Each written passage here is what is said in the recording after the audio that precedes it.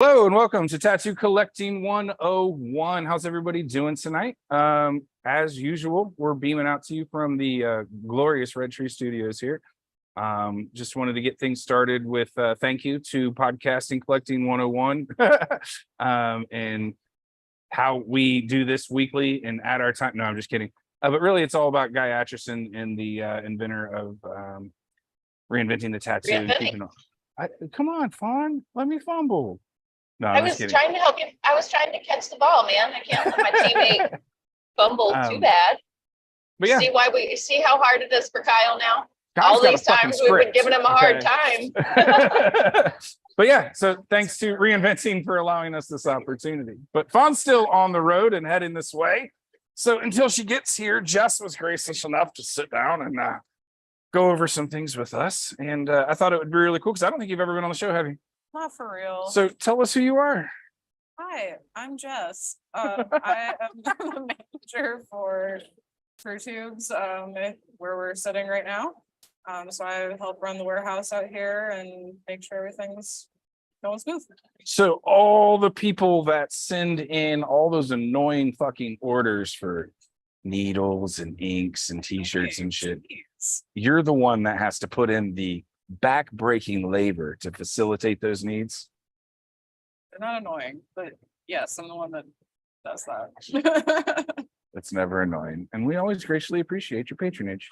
But yeah, so that's day to day, all day, every day. Yeah. And is that all you do at True Tubes? Because I see you all over the place. That's not this warehouse. I also do all the traveling for our conventions. So we've been doing a lot of conventions earlier this year. Just going, checking stuff out, getting more products out there and meeting new people. And then I also do scheduling assistance for one of the artists here at Red Tree. So ballers. So to say your plate would be full would be an understatement. Yeah. So how many shows, like you guys do show a month, every other week? Like what's your normal travel schedule? So the first part of the year we were doing about every 2 weeks or so. We did 6 or 7 shows in a row. And now we have none scheduled for the rest of the year. We're just kind of taking a break and focusing on things internally here, and we'll see if any pop up for the rest of the year. But right now, I don't have anything scheduled that way. What's your favorite part about traveling? Honestly, we just get to meet so many new people, so many new connections with other people, good experiences with our crew. I really love our travel crew, so it makes it super nice. By travel crew, she means her, Brian, and Fawn Derb generally are the ones that handle that. But yeah, it's nice when you got homie support, people that actually back up and show up and do other things. Fawn knows I love traveling with her. She's a great roommate. I'm always sad when she can't join us on things. Yeah. And I'm always sad when you steal her and I'm stuck here trying to talk to myself. It never goes well when that's the case. You just have to come with us. Be like a traveling show then. That sounds amazing, like carnival, and I want that in my life. Yeah, what would be? So you've been collecting tattoos for how long now? 12 years now at least. Baby steps then, huh? It's not really getting any done. Just kind of taking it slow, being real selective. I'm very selective. Well, I mean, you have the opportunity to pick from some of the best. You see the best. So like, who have you spent your time collecting from? I have a lot of work from Nathan Marty. Nice. He owns Hollow Earth here in Columbus. Nate Dog. Red Tree. He's an amazing human. I love collecting from him. Dark, spooky stuff. Always great. Nate is OG Body Language. He's back to the crew where I started getting all my tattoos from. He's in that same circle. I've known Nate since he was a tater tot or tatter tot. That's Fawn's word. I always fuck it up. What is it? Hey, it's not my word. I borrowed it from somebody else, but I just like it. Tatter tot. Tatter tot. There it is. I knew I was doing it wrong. I feel like it's not disrespectful, but we all start out as little tatter tots. Mm-hmm. Nate was in that group of people that the first place I ever saw that real growth environment was there. And he was part of that. Everybody drove each other. Everybody did better. Everybody was helping and showing each other tips and tricks. And it was a really cool place. It was cool to be involved in stuff like that. So got a lot of respect for that did. Yeah, he's awesome. I'm very lucky to know people like him. Probably wouldn't be necessarily in the same path I'm in, having not known people like that at Red Tree at that point. Right. So that's kind of cool. I was very fortunate to get shifted over when when Kevin Stress and Rich Cook and right before Nathan came over, all moved to Red Tree. That's actually how I got introduced to that crew, was through that same group of people right before he came over here. So it's like we kind of shifted almost at the same time. So hey, Mr. Producer Man, would it be an issue to kill the fans in the background? You are an amazing human being. And it's really cool to watch that group grow. Yeah, because they definitely have. It's been insane. So who else other than Nate have you been collected from? I recently actually got tattooed by Fawn, so that was pretty cool. Fawn and Amber Joy are working on a collaborative piece on me, so that's pretty interesting. So your one set, Or Steve? Jess. Yep. What a sport. What a sport. It was And right this after Hell is- City. We were all exhausted, and it's like, oh, let's just do this little tattoo on this giant swath of leg. Yeah, it was a large piece for sure. But it was a cool experience. I've Yeah. never been tattooed by two people, so that was new for me. I've never done that. It's different. I've never done that. Yeah, it was definitely something I don't know how much more I would do of, just because it is a lot with not having the intermissions between, but it is also kind of nice because you don't have that like Let down. let It's down from it. continual Yeah. focus. See now, Mm. yeah, I could see that. I've never done it. I got zero input, but like I've always wanted to, but at the same time, it's like the real estate I have left for collabs. I Mhm. don't want two people up in my armpits I'm jamming excited away. to see how it goes when I'm like actually well rested for the next session and not coming off of a week of setting up Hell City and then working the True Tubes during it and just being very tired. That's one of the things we I have actually to interject. go ahead. First of all, you're making it sound like you sat like 2.5 hours. Like you sat all day long, and we got like an amazing first layer on your tattoo. Like, I think we were all three pushing it because we knew we could, but you sat really, really well. We were in not always the easiest places. Well, I appreciate that, but it'll definitely. I'll be Okay, more prepared I'm gonna- next time. I'm and gonna- That'll be nice. I'm gonna park right beside Ben's truck, so you're gonna hear a bell. Ding ding. See you. Do There you it need the was. door unlocked? Sure. Yeah, we'll have our producer of the day come and open the door for you. Okay. Well, I'll be in just a moment. We'll wait for the big door. It's coming open. So, who else do you collect there? I have some work from Brandon Sontag as well. He's here at Red Tree now. He is who I do scheduling for, so Nice. have something from him. Represent. Yep, a lot of work from Austin Yancey, so super bright and colorful. Yeah, he packs that color in. Yeah, I feel like I wear enough black that I probably should have some like color in my life. I feel you. So that's how I do it. I think I need darker tattoos because I wear too many colors. Oh.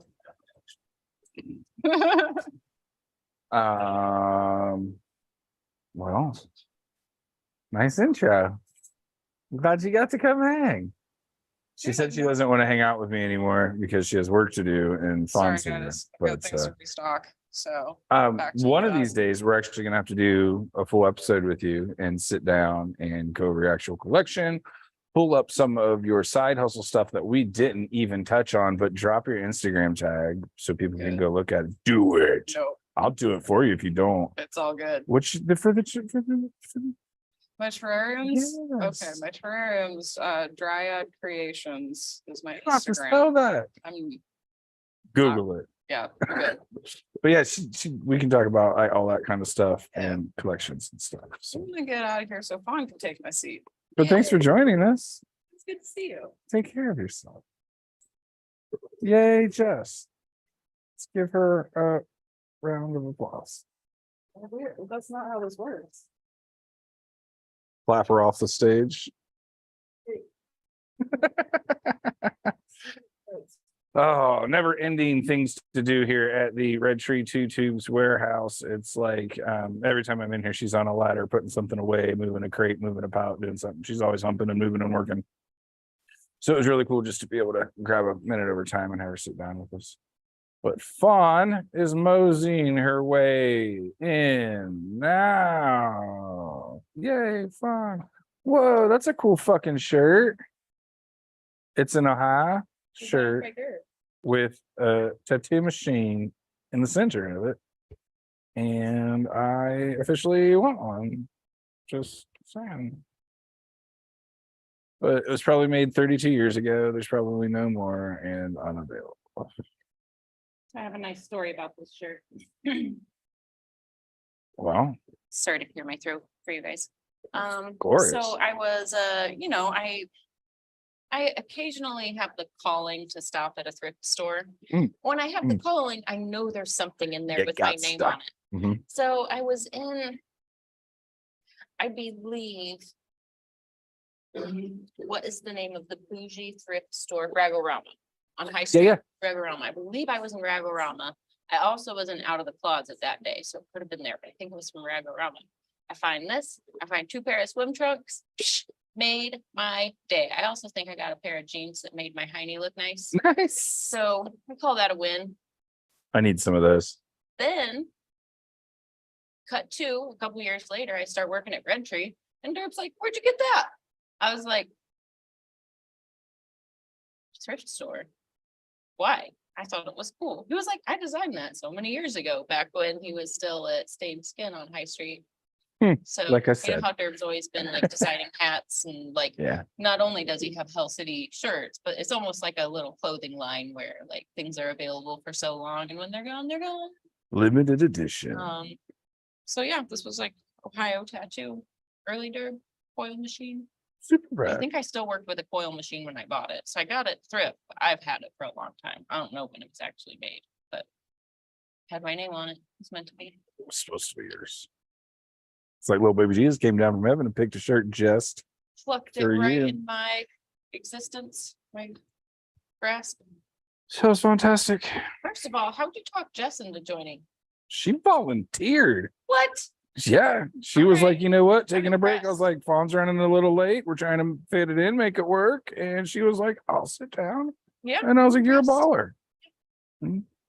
I also really don't hate the light bar back here. It looks pretty good. I was just gonna not address it and see if we got any, production quality I notes. also wanted to say, you know how we hear a little bit of the feedback from the fans because of our condenser mics? You don't- You don't hear it. You don't hear it on Yeah, broadcast. but it sounded Um, clean. I think the big one might come through a little bit, but that's why I told her not kill the little ones because there needs to be some air movement. We're still in a warehouse, so like, Yeah. it gets a little stagnant. Yeah, this when is our that's, soundstage. You know that any soundstage is really a warehouse. Oh yeah, I'm like all, Or like all an production. airplane hangar. Right. It's in some tin foil building in the middle of nowhere. Yeah, a heat collector. And we're, it's what, 90 today in Columbus? Or do we not quite get I there? looked at, I looked at the storms Here's- that rolled through, but I didn't actually pay any attention. to Here's the how I temperature. register heat, right? If I am sweating standing still without doing anything, it's 90 something. At least upper 80s. And I think that's where we were today. I was in the man. garage and I was like, the 81. fuck is happening It here? was 78 No with a way. high of 85. So Okay, so- earlier today it was 85. So it was probably 85 when I made that, but it Yeah. was also like humid as schneff because it was like, It has been humid, and we had that It little rained. thumbnail of a storm that came through. check the weather this morning. You know what it said? Not going to rain until like 3. So you know what I did? I was like, cool. Blah, blah. Rode, half hour to get breakfast. Sitting there eating breakfast, just watching storm clouds roll in. I was like, I should leave now. And I rode real fast and rode home and pulled in the driveway. And in about 4 minutes of me being in the driveway, it was like, So as we all know, I'm an amateur meteorologist. So we all know that, huh? That's just common fucking knowledge, Fawn. I've got Amateur apps on my phone, meteorologist. and it allows me to like make my own call based on where I'm gonna be and what I'm gonna be doing and exactly where my little blue dot is.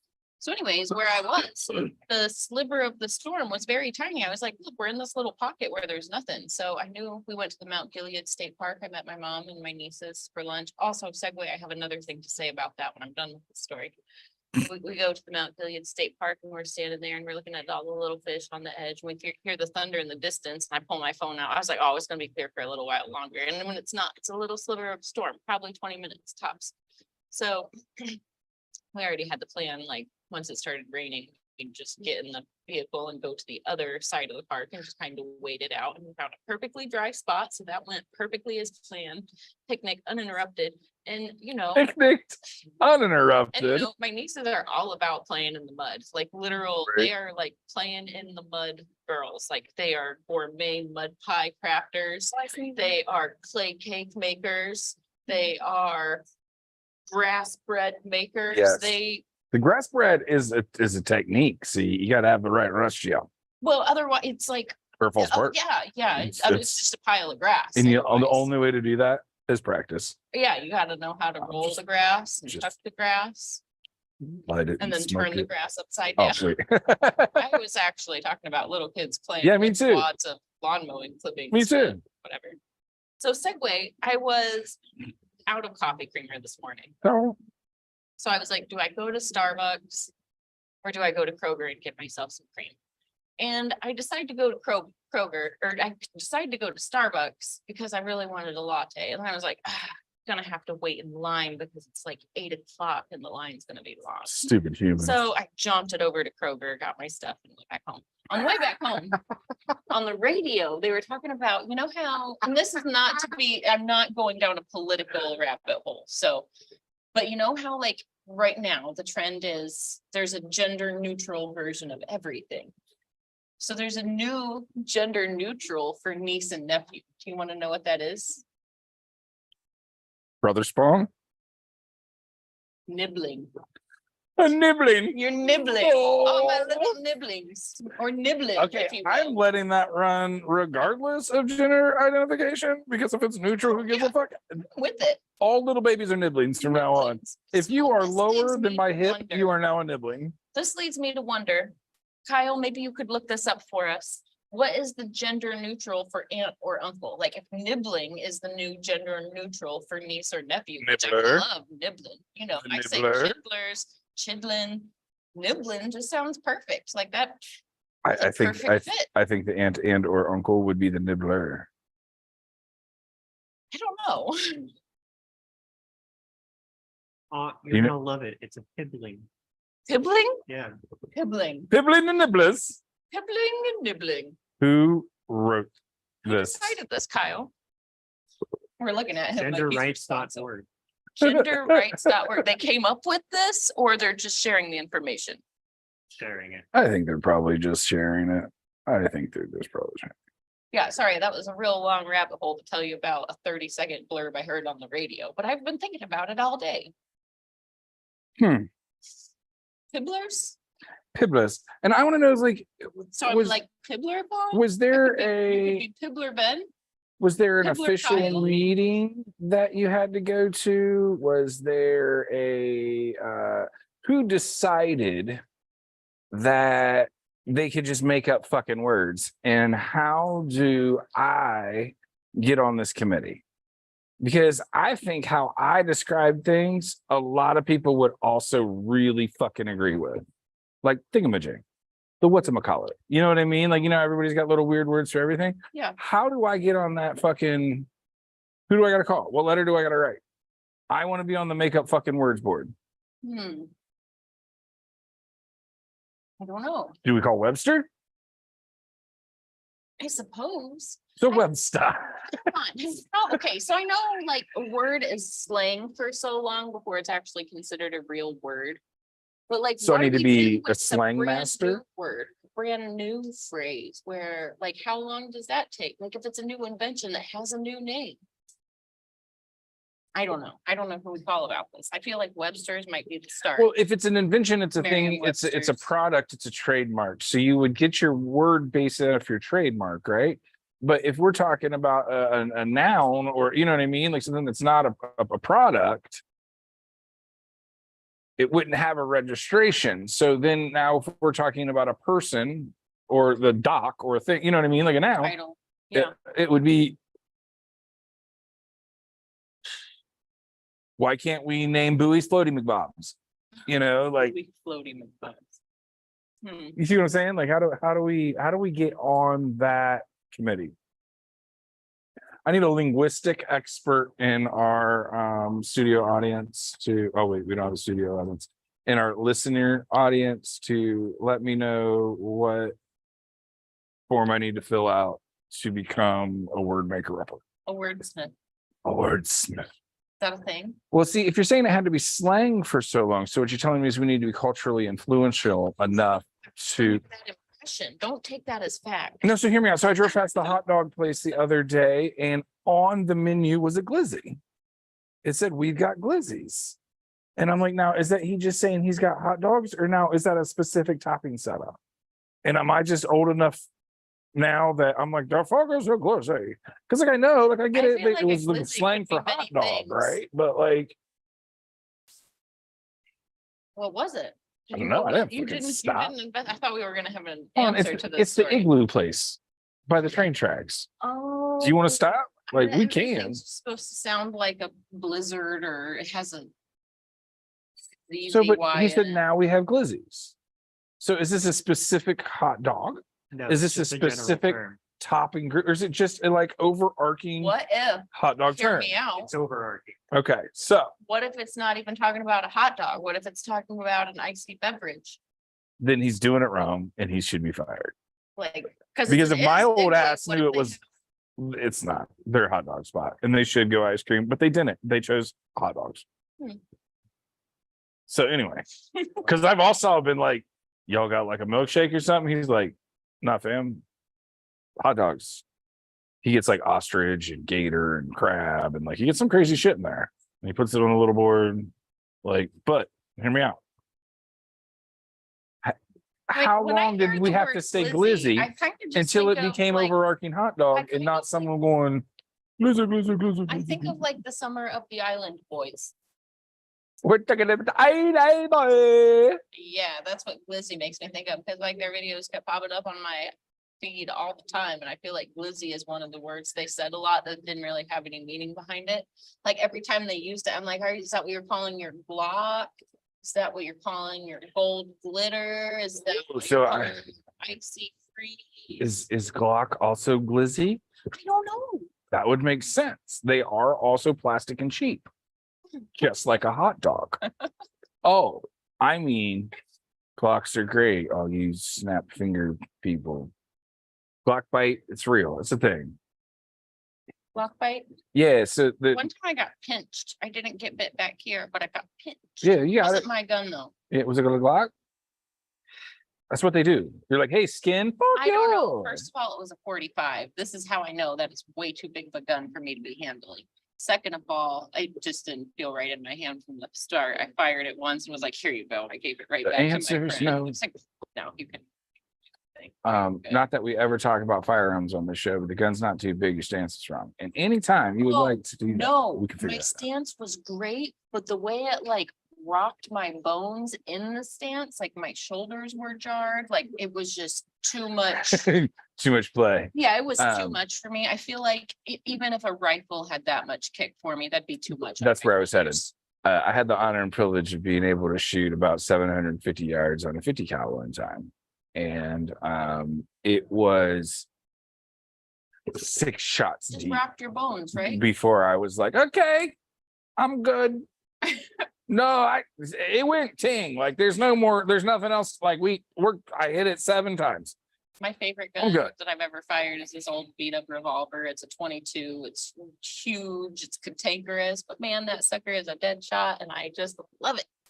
And there's nothing there's not even like a stamp on it. There's no like maker's mark or anything. Like it's not an expensive gun. It's just a beat up old 22 that's been just piddled with forever. And I So love it. My stepdad's gun. is that why, other than like the kind of shape of the machine, why did tattoo guns become tattoo guns? Because in my mind, they don't look anything like guns, and I don't get the correlation. I get shooting ink because you're sliding the ink, you're shooting it into the skin. That makes, but you're not, and the jump's too far for me. So how did we get to tattoo gun? I mean, the first ones were called like automatic pens and electric pens and things like that. So like it's almost like we've come full circle. But I don't know when they really decided. It's funny.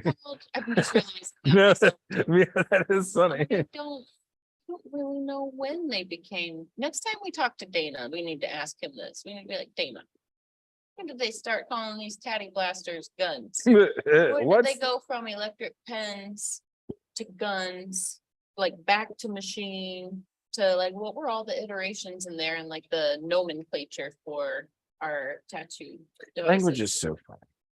Nomenclature. I remember one of the things I remember from biology and chemistry all the time, anytime we were talking about anything organic, it would be like a running joke that it was binomial nomenclature, like the Latin words for name system. So like that's redundant in itself, but we have this whole system of two name species. But it is helpful because it kind of gives you the category and then it like breaks it down more specific. So Do you know what I is miss? helpful, The but Dewey Decimal System. I think that still exists, like, because there are like occasionally libraries that still have like a bank of computers and like a couple shelves of books. Just makes me sad. The new ones are all barcodes. There's no table of context. No, There's I no think they index still cards have box. a system for arranging them on the shelves. Yep. Beep. And it just tells them where to go. Beep. Lame. That Right. do you remember having to learn that? Speaking of useless knowledge, because most language is useless knowledge. You don't really use the extent of vocabulary that we're forced to learn. It was explained to me one time when I was very young and I never needed it explained again. And then by the time we learned it, like I was already, I don't want to be like I was like Matilda, but like I knew my way around the library. No, I was pretty super stressed about it. I remember like there having to be specifics and like there was a whole test and yeah, for me, it made perfect sense, but maybe it's because it was like a nice system that kind of made like my own scatterbrained organization work by like everything falls alphabetically in this order. And if there's a book ahead of it, you just make it a decimal in between. Could be any decimal, just as long as it's between those two. And that's where you'd get decimals that were like super long, and then you'd have ones that were super short, kind of like, you know, where they were in the pecking order. I'm more important. Mhm. Yeah. Yeah, but it made perfect sense to me at like the first time it was explained. Well, our learning curve is probably a little bit different.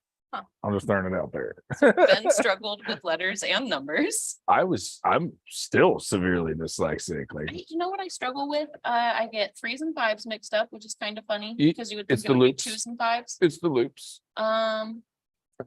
And 4s and 7s for some reason I will, but I think it's because of when I learned how to write, I learned like traditional old school cursive. Therefore I learned like the old way to make your 3s Right. where they actually like Right. visually they're similar to the 5, and the 4s and 7s are visually very similar. So those two in my brain I have always transposed, and then I have a hard time flip-flopping things. Like I'll flip-flop whole words or whole sequences of numbers. There's sequences of numbers in whole like phrases in your brain. There's letters and numbers, letters backwards and numbers backwards, right? So there's 3. I do all 3. So like if I am severely unmedicated, I can't form a sentence. Like it takes me so long to slow down to, it's not the dog ran down the street, it's the street ran down the dog. And it really, But so until you figure out what the learning curve is at that age, 'cause I mean, like, when would you do that? Like third and fourth grade, you were in the library, you know what I mean? Like I was still like, what? Huh?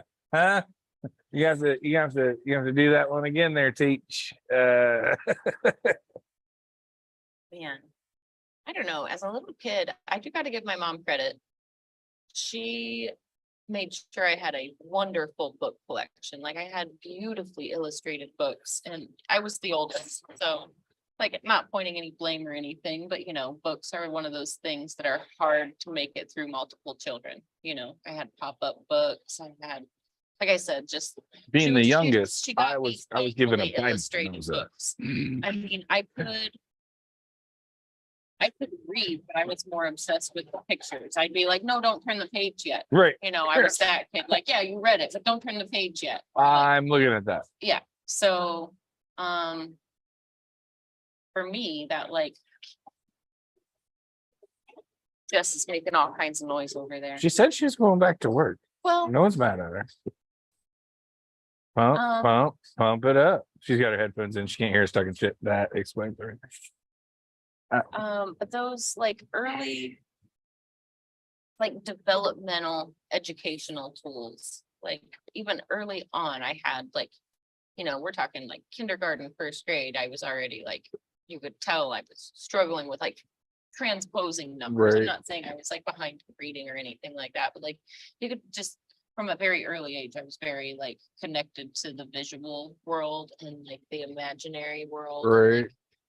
So I gotta give my mom a lot of credit for like nurturing that and like buying the more expensive book. Right. Because as a kid, I really enjoyed it. And like, man, what a way to start to understand how the world works, to have like beautifully illustrated books. And like, you can tell a story with the most simple illustrations, but when like the whole story moves and flows, it helps you to not only hear the words, but you can actually imagine being in the scene with the Right. teller of the story.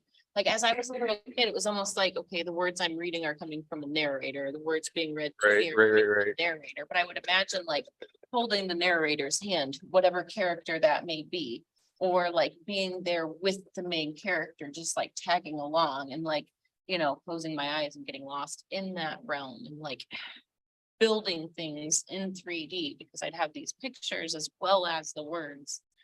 So I don't know. I think things like that made those like harder to grasp concepts a little bit easier just because I was used to like using my brain in 3D in this imaginative way. So Yeah, that was the exact opposite. you've got a Bible. I was with number no illustration. I was number 4. So all the books are missing pages. So we just kind of like made up the in-between pages, like, yeah, Bucky ran down the street and went into the forest because you had to tie it to the next page or whatever, everything was colored over and or Jesus themed. So that was the main drawback of everything having a theme was it was the same thing over and over and over and over and over and over and over and over and over and just different pictures, so I also got drawn to the illustrations because reading was stupid. And it was like, well, at least this one's got pretty pictures. I remember like the big family Bibles that had like the big waxy pages and like you could just flip to the big giant illustrations. Yep. My family didn't have one of those. Yeah. Well, see, different strokes, different folks. That was what was available. You wanted that or the Encyclopedia Britannica selection. You could start at A and read your way through. They had glossy photos as well. I read. Do miss the encyclopedia days. Talk about organized thought. I mean, yes, but like sometimes you just have an itch for like, Knowledge. Wonder about this. Just You go and, knowledge. like look up a random thing. Or you just pull a pull a book, open a page, boom, learn about Today something we're new. learning about I mean, we can learn about exponentially more than can fit on a bookshelf from our phones in the palm of our hands, which is pretty rad. But just the like thought of like, I wonder what the answer to this is, and actually So- having it right there. when you took the availability of knowledge out of the house and put it onto a grid, do you think there's a conspiracy to get everything digitized and then erase the digitation and dumb down the population back down to ground zero so there can be a mass population overthrow and we can just like, Let's start a whole nother show to talk about those ideas. that was no fun. Because like we could really jump down these tracks. You know, it's First off, I am totally not joking. Second off, I've often thought about that. Like with the readiness availability of information, you put that on the individual user. It's no longer a forced application. You're no longer you don't grow up with the encyclopedias. You now have to look for that information. So when that's the search is now unavailable, I think a lot of people are going to be fucked. Because the need to learn is no longer there. Because if you can always look up the answer, I don't need to know that the Here's a funny capital misconception. of Ohio. We're under the impression that once information is on the internet, it's there forever. Oh, That's not true, because if whoever is paying for that domain stops paying for that domain, that information is no longer available. Mhm. So, I mean, I'm not saying like once something is passed around and then is on multiple servers and stuff, it's like okay, now it's we left a footprint. But like when we're talking like, you know, let's say somebody's doing a research paper on like the very specific history of one device, and that, you know, there's only 3 books ever written on this thing and one person to do homework on, and all of those books were in limited production because they were obscure like technology books that wouldn't be reprinted. How do you find that information when that information no longer exists and books have become invaluable?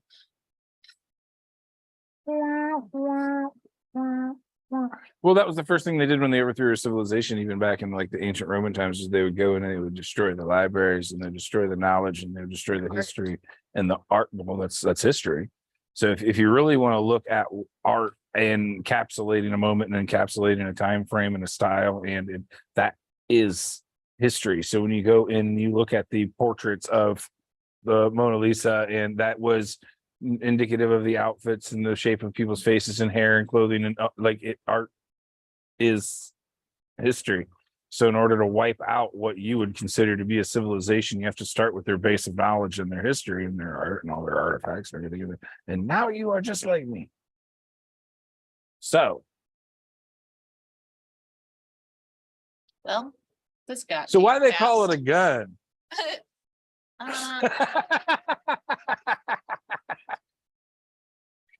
I still don't know the answer to that. Is it maybe because like could sound like a gun when they're like "Da, da, da, da, da, da, da, da." I don't know. Is it maybe because it does have a grip on it, even though that grip isn't held the same way a gun is? Is it just because it's a short word? You know, that is probably more true than either of us want to admit. I mean, It is is the shortest shorter word. than tattoo machine. So, all right, you win. Caddy, blaster, master. I don't know. Whipping after. Gun. It's just probably, Gun. it's probably just Just because it was gun. the shortest, laziest word to describe it. When I think it's funny now, everybody's like, so how do I say this the right way? The anti-violence culture is so strong now that people even get offended of that even being like an option. Like I know there's local studios that have names of weapons in their title, and people just are like, what that is just so just violent, and why would we even replicate that culture? And it's just kind of like, it's been called a tattoo gun since 19 what? Probably the 20s. Thanks. Because I didn't want to sound dumb. So like, man, that's just like people that give Flash a bad rap, and it's like, well, that's what, you know, that's how we all got here, right? Yeah, that's the backbone. Like, I was having that conversation with somebody the other day, and it was just kind of like how, well, I mean, it was just a couple Flash pieces or whatever, and you're like, Yeah, but But- those pieces but all wait. meant things and had purposes, and when in that time, people would see one another's tattoos and just know, because there wasn't a lot of imagery. Like Right. even now, it's like that. When I see somebody, their bio work might be totally different than mine, from totally different artists, but it's like, oh, hey, science nerd, what's up? right. You know what I mean? Like it's just one of those things. Like if you're wearing bio, you're more than likely a science and or nature and or technology nerd, or all of those combined. Yeah. Just because like, well, it seems to be a running theme because that's like what the art is. Because that's what the art is. When it was one of those, like, you can't really downplay what the roots of tattooing was. For a long time, it was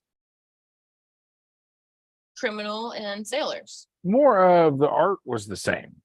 Well, It was very thematic, if yeah, you but will. that's why, because you have these ports where they were just, you know, the sailors would flood in and the tattooers would just pump art out as quickly as they could. You're so- on hearts today. You're on names today. You're on fucking anchors today. You're on life rings or whatever they're called. However, sailors in the future are gonna look at other sailors with the same exact tattoo and know that they were in the same port and more than likely Right. at the same time. Out of the thousands of other sailors there and of the whole entire world that they could have been, it's one of Well, those. and that's why I think I the know, sh- we know kind of. Right.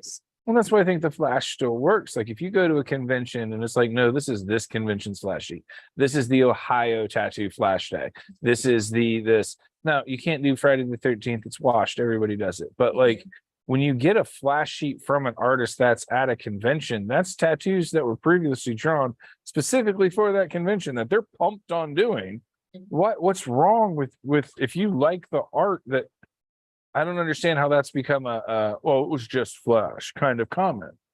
It's less than positive. I don't want to say it's negative, but it's less than positive now when people kind of frown on that. I don't understand that. I've got flash and love my flash because of what it Most means. things, it's uppity to think that like flash tattoos don't have their place. At the core of tattooing is a folk art first. It's art that was passed back and Yeah. forth, and you know, nobody necessarily claimed one way to make the cherry blossom or one way to draw the sparrow or Right. one, you know what I mean? Like there were variations, like it was all pretty similar, you know, the symbolism, the imagery was pretty much the same, but like, Symbolism. yeah, I don't know. What What was the Tattooing- symbology of the tattoo- sparrow? has always been a folk art, and it's just in like probably the last 15 or 20 years, maybe 30 years, we'll go back to the 90s, that it's been being taken seriously as a fine art and being like the tattoo artists are being called tattoo artists, and we are being respected as artists, and our work is being shared, and we're working outside of the tattoos we're making. We're working on canvas, or we're sculpting, or we're, you know, Did you see Gerb's paintings at the Hyatt? no, not yet. I want to go see where they hung. Derb was gracious enough to be able to contribute some art to the Hyatt Regency where we have Hell City, and it's hanging somewhere. And I would like to go find it. Bet it's in one of the main hallways. It's gotta be. Well, let's go take our picture by it. Yeah, we should go. We'll go hunt it down. Sorry, funny try. No, that's a great thing to mention. Yeah, that could be a little field trip we could take. Little segment. I'm in. You guys would be amazed at what that building looks like when it's not Hell City. We should Yeah. actually like just take a walk through when it's like And normal. This is a And this is another conference boring hallway. room. room. This doesn't have any music playing or art at all. It's actually hard to get the lay of the land of that place because with Hell City, there's marks. This is where this is where this needs set up. This is where And Dirk's without all got those marks. something that either has Hell City or the Flames or that year's print, like you can't look anywhere and not see something that's not Hell City. And if you don't see something, you're gonna see an arrow that's pointing you to where that You're goes. going the wrong way. Yeah. Well, and it's all a loop. And once you realize that, it becomes much less scary too. Sometimes you Yeah. could take that back hallway to your advantage to get to the smoking area. This is I real often socialization did that. zone. Yeah. Often. But once you realize it's a loop, you're golden. So. Now the Biltmore, on the other hand, I was wondering. some people have been there many, many years and still don't know the lay of the land, and they just like Mhm. follow other tattooed people coming and going. It's Yes. kind of like an ebb and flow the whole There day. is a maze. Okay, some people call it a garden. I call it a desert torture maze. In between the availability of sleeping places there. and where the convention is. It's all on property, yes, but it is a sprawling resort with lots of buildings. How many pools? Oh, I can't Okay, remember a now. fucking bunch. There's like 8. I was gonna say 8 or 9. I can't remember for sure, but there's a lot. So like, you can't say we're going to the pool, right? So when you're available Oh, you're going to the pathways, pool, or you're going to the Maryland pool, or you're Or going to one of the private. Oasis or You're the going to side the- or the indoor, or is there an indoor pool there? I I don't think so. It's always Arizona there. They don't need an indoor pool. Yeah. Anyway, so my point is there is a ton of spider webs of paths to choose from.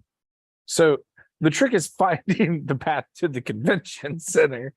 And once you're there, you're good. But there's just, it's such a immense property. And again, where you enter is always different, and where the availability of sleeping positions is always different, because there's a couple of different towers. There's the main room, there's the main hotel, there's the back towers, there's all There's the villas, secret there's sketchy back way. what's your secret back way? That's our secret back way. We start talking about it, it won't be secret anymore. It'll probably be more sketchy. Anyway, I'll be. it's all good. But yeah. Convention line. Roots. Feel like there's definitely a lot of conventions coming up that I would like to at least go to for a Saturday. Pop-up video. Up into. Trying to get a list together, which shows those will be for sure, but I definitely want to start traveling a little bit more. It's really easy to get like footage when we're doing TrueTube stuff, when I'm just kind of like the backup person in case like somebody has a random specific question and Jess and Brian are like, fun. I'm there to run my mouth. Right. So it's really easy to just like go around and get footage during the downtime when like, I know nobody needs help or anything, or like, just strategic times throughout the weekend to catch progress on projects. But outside of that, now that, we don't have a ton of events coming up for a while, I want to continue like the momentum on just sharing convention coverage. So Yeah. probably within the next couple of episodes, I'll be able to share a little bit of a schedule for the summer and fall, Love which that. shows I'll be at. Getting coverage, maybe covering even more competitions that are outside of like our circuit of like, the shows that we always do, and then villain arts. There's so many different circuits of shows. So I want to start getting like further west, Branch sharing it some of out. that stuff. Yeah, because I mean, we're in the Midwest all the time. We bring you a lot of shows, but they're pretty much all the Midwest. Like when I say circuit, that's what I mean. We're like, it's the Right. Midwest circuit. So it's a lot of the same artists. And I don't mean that derogatorily, but like There's still a regionally, the lot of shows them. start to feel totally different. Like Right. if you go to a show down in Georgia, it's gonna feel totally different than a show in Ohio. I've never been You know to a what I mean? Georgia show. Well, first of all, nobody in Georgia even knows what bio is. I know there are exceptions. I'm excluding you, but for the most part, bio isn't I'm really a thing in excluding Georgia. you. Like, Killian and I would have conversations about that, and like, he's obviously a bio artist. He works in Georgia, so like, there are some bio collectors, but there's not really a scene like there is Right, here. right, Like, right. there's a few weirdos that collect bio down there. We're here, like, even if it's not your style, you know what it is. People that don't like bio are like, yeah, it's a new travel, and okay, if that's what you want to think, if you It's want the- to I haven't heard that. tribe, West Coast is All the right. same. That yeah, I'd really love to get out west and like just, I don't know, some of the black and gray styles of tattooing that I've always admired and emulated and like worked towards being like that level of proficient. If it wasn't for the stuff that was coming out of the West Coast in the 90s, like the Right. black and gray scene wouldn't be what it is. Right. So, I haven't even myself been to any West Coast conventions, but I know they're gonna be totally different than what we have here, I want to go. You wanna go? We'll plan some West Coast shows. West Coast, y'all. Yeah, so it's just like regionally, they're, And we take a train. I would love to do some train rides. You know, Chicago's not And- that far and you can Amtrak anywhere from Chicago. It's on the bucket list. I want to do like rent a sleeper car, and the trip is the train ride. It's not that expensive. It's not. That's why I want to do And it. you can bring pretty much anything you want. You have Mhm. privacy in your cabins. Mhm. Mhm. I'm just poor, so as soon as that's not an issue, that's like very high on the to-do list. Very high on the to-do list. Train tour. You know, I always thought Chicago to New Orleans would be a cool, fun trip to take that probably wouldn't be super long. I kind I've been to of. New Orleans. Have you? I have never been to New Orleans. See, I've never missing out done on Pacific life. Northwest either. So I've never done Oregon, Washington, Montana, I've Utah. only done it like- once. It was when Derb, Jordan and I went out to visit Adam and Odds. Nice. So while Adam France was doing his residency at Sweetwater Collective. I'm the wrong person to ask I that. say doing his residency, like. Where he was It's a hanging out medical doing place. tattoos. But he moved out there, and while he was out there working, That's Jordan went out, got some work done, Dirk got some work done. And we went hiking. We got to play in a glacial waterfall. which was pretty rad. Ooh. Did you drink it? So no, I did not drink it, but I did dunk my hands in it and get my dreads all wet. Glacier Sure. water? I am chugging some disease from the beaches, bro. Bring it to me. Icy cold water, and I was like, I feel like if I do that, I'm gonna be cold all day, I'm gonna be sore all day, and even if I don't complain about it, I'm still gonna feel like a cranky crybaby all day. So no, I'm not jumping in that water to make myself miserable the whole entire rest of the day, and I don't have an extra change of clothes with me until we get back to the car, which is not the car we're in. So I opted not to do that. Like if we were just like walking up to the parking lot uncomfortable, no problem. Was not the But- case. So Jordan succumbed to peer pressure. And what happened? He gashed his leg open on the rock. Insides came out. Blood everywhere. It Poor was pretty gnarly. Jordan. It was. I have pictures of it, but like, not No worth, one wants to see that. not worth pulling that up, but it was like a solid. Speaking of just shy senior, 3-inch gap, maybe 3/4 of an inch wide. yeah, that's a gash. Yeah, it was on like the front of the shinny shin. Where he and, was like, getting tattooed. No, it's getting tattooed on his arm. Glorious. Speaking Speaking. of Jordan. Yeah, he hit me. Go. His nuptials are this weekend. Yes. Yeah. So His life commitment ceremony. we should get a celebratory video while we're all together. up Aw, north. That we would could be do that. funny. we could do Be that. fun. Apparently, there's going to be quite a showing there. I think so. I think as a crew, we're representing. Yep. All right. I'll take the handheld. I will get irresponsibly drunk and make you guys take care of me. I found a lot of really cool upgrades we can do with our other I think that cameras. she just completely ignored it. Just the next We point. can be, well, I'm gonna capture it. We'll decide whether we want to share it or not. But I found some cool options that we can use on our other cameras. Nice. We put like a rig on those bad boys. There's a lot of things we can do to them that we're not utilizing them for. But we could put those where our handheld has a built-in stabilizer. We could put those on a gimbal and they're gonna be wonderful. I've been reading a lot about the capabilities of them, but I haven't actually gotten to take them out and play with them.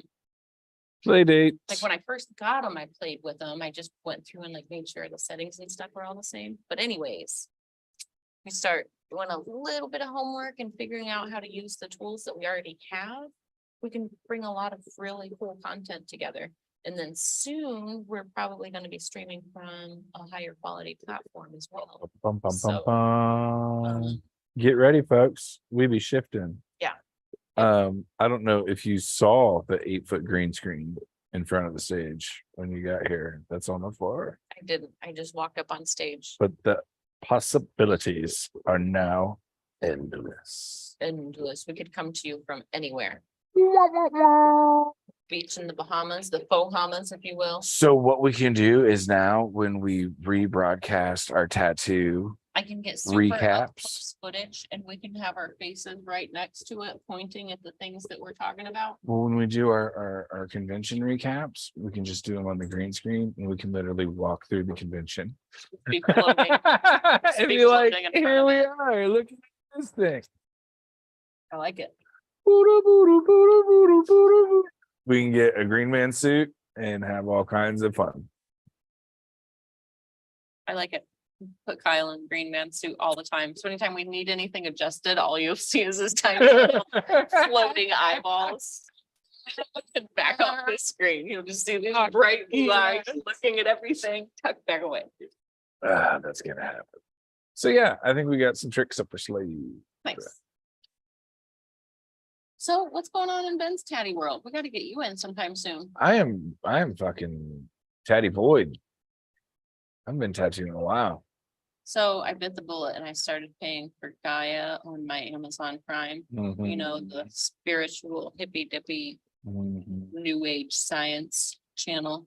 Anyways, they have a series about basically like the sacred geometry that I like to tattoo and play in. And I've been playing it in the background, and the way this guy describes geometric shapes, just it's like the equivalent to David Attenborough describing a hummingbird. Oh, I was supposed to ask you because the only person I've had tattoo talks with has been Maddie, and she is going to do a little goober on me. But she wanted to make sure that if we use this spot right here, we're not encroaching on what you're doing. No, I'll just tuck into it. You know me. Well, I didn't know if there was a plan, and I said 98% sure that what's supposed to be there is there. If not, we can find another that size hole. I feel like that would be appropriate. Like we could just bring the background in, tie it all together. What's kind of the Yeah, right. Spiratat area? Yeah.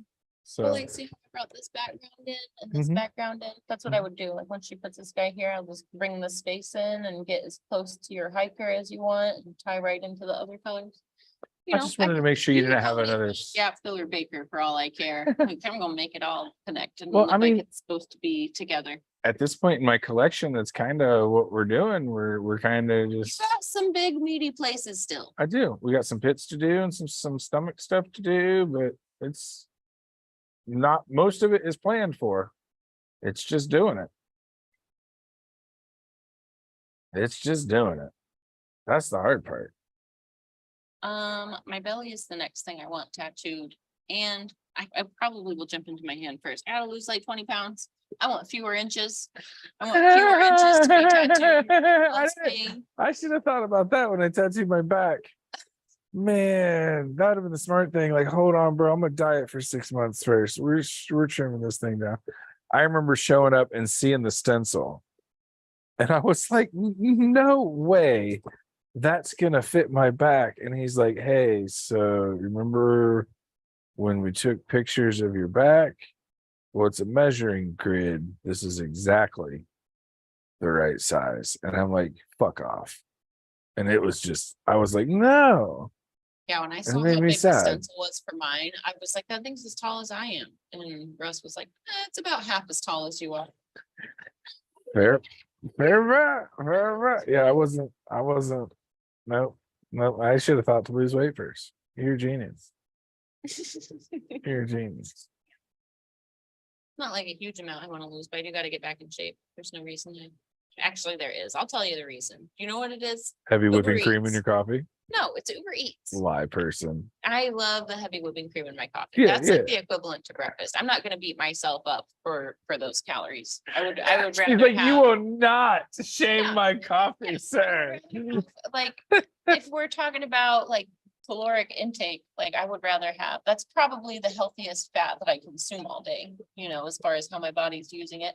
I feel like I've been talking about this a lot, but like anybody that has kids, common sense tells you, like, if you get vitamin D milk for your children's bone health and their brain health, why wouldn't you consider that, like, continue that for life? I mean, I know there's the argument that like humans aren't intended to drink dairy all along, but like, if that's the healthiest fat for a developing brain, shouldn't that be the healthiest fat for our brains always? Like in moderation, you know what I mean? Like, I know I consume whipping cream all day long, so I'm not gonna sit down and indulge in a giant bowl of ice cream before I go to bed. I might have like the tiniest Right. little scoop with some banana fosters, but Mhm. like, now we're talking bananas, caramel sauce, whole different. Sorry, First off, sorry, yes. butterscotch rum. You got me thinking about food now, and I forgot what I was gonna say. Anyway, So I can't handle lactose, so I can't have cream all day. So like I can have a little bit, a little something, a little cream maybe, but like no, it's not my jam. So I don't. You can get fats other way. There's lots of natural fats, there's lots of natural oils, there's lots of like, but My body runs great on carbs as well. Like I could Right. do just whipping cream and carbs all day and be fine. I But just it's have to also eat easy less. to overindulge in carbs. Yeah. Like I would rather, like for instance, I feel like I feel better after I eat like rice and rice noodles and a Vietnamese rice and noodle bowl with shrimp than getting like fried chicken and fried French fries got and fried bacon. ramen last night, and they have duck fat fried chicken, and they would put it in the soup, or they would just bring it to you. And I was very happy about my choices. It's one of those things. I'm not gonna knock any of the words coming out of your mouth. Big fan. But yeah, I definitely want to get in a little bit better shape before I get my belly tattooed. Like, I do need to get in shape just for like general health, but Well, I'm kind of scared about my belly. So I feel like the smaller it is, the fewer square inches, the less work there is to do. meh, I feel like, not that I'm really only like 20 pounds overweight. Like I where think I you wanna be, have but had pain equivalent tattoos of the belly. I don't think I- you've oh, that's why I consciously wanted to be smaller. Like if my back were as wide as it is now, don't crack any jokes, public. public, private, no, I can make them all. But I feel like it would have just been more inches and Russ would have just been tattooing, hurting me longer. Fair bet. Fair bet. I fully understand. So. Also, I don't know. See, I got my stomach tattooed, and they were 38 specials, but now with dad bod, they're 44 longs. I have pistols on my stomach, Wow, Ben. people. There's pistols. And they got bigger. That's the joke. Wow. Yeah. Yeah. So I mean, I hear you. Yeah, but I really want Mike Cole to do my belly. I know it's gonna be a process. I know it's gonna be multiple sessions, multiple layers, all the things. I know his work is tedious. But man, I just think it's like, it'll be the perfect thing to complete my torso. I do have one piece that's incomplete. Maybe I could get that one done in the near future. But I have a black and gray piece that's been started on my rib cage for like a long time. Bye. AJ McMillan, he is currently involved. He was AJ at- McMillan was in my garage not 3 weeks ago looking at my motorcycle. Kidding. Yeah. Yeah, so he started it when he was at High Street Tattoo years ago. And on one of our appointments, I had to cancel because I ended up being out of town like 3 days longer than I initially had planned. Like, I can't remember what had happened. It was so long ago, I don't remember the specifics. But anyways, I always intended to reschedule with him. And when I finally got around to it, he was no longer at High Street. And then years later, it's like, oh, there's AJ. There he is. Yeah, Well, so, the only open project I have right now is yours. well, we need to get on that soon. I'll let you homie. Holla, holla. You want to do it on cast next week? On show? Yeah. Potentially, if you're down, we could do that. We haven't done really a lot of live tatty time lately. I am currently seeking employment, so as long as there's not like a hey, I have to go work in a salt mine situation in the next week, Mhm. yeah, we can let that ride. I don't think you're gonna be working in a salt mine in Ohio. It was a figure of speech.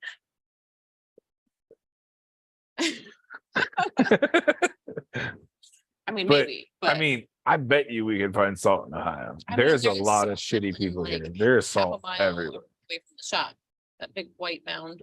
That is fair. that That's thing's huge. owned by ODOT though. They put it on the road. Well, yeah, but that's the closest thing I could consider. Like, if you're not surfing there, you're not like walking through any swamps or anything. Even if you're walking through swamps, put some waders on, boy. What are you doing? That got deep fast, pause. What are you doing? That went real Your left skin in field. danger. They Like, got real left field real I'm fast. like, that gross. I don't think you would be even having your bare legs in for your tattoo to be in danger, so. don't know. Pants, wear pants and you'll be fine. I'm just a couple of the positions that I looked at were in manufacturing facilities that do like CNC work, Mhm. and it would be a very not clean environment. Mhm. That would really be the only thing that I could think of. So Yeah, well, that kind of not clean, like there's a funny specific filth to a metal shop. Because it's not really like, it looks dirty, it smells metally and dirty, but it's really like the hydraulic fluid that is like the lubricating Yep. fluid. that's or like flung into the air. buffing and polishing compounds, but like as those chemicals do their jobs, they pick up microscopic particles of the metal, that metal oxidizes, smells gross. So like, I mean, yes, they're dirty, but it's not like sewage dirty. For sure. Like, are you gonna, if you have a job like that, are you always gonna have stained black fingernails and cuticles on the underneath? Absolutely, because that's just what happens. But it's not the same as like filth. For It's sure. really like, I had an offer to go back into the trade industries and was kind of like,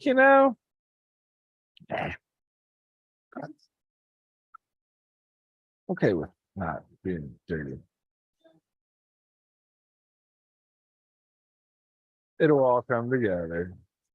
It'll all come together. what if you just started a service for injured tattooers where you just like show up and you stretch?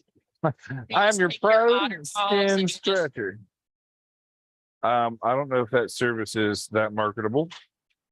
I bet it is. Um, Just talking about a guy being injured. He has local artists rotating in and out just to stretch for him right now.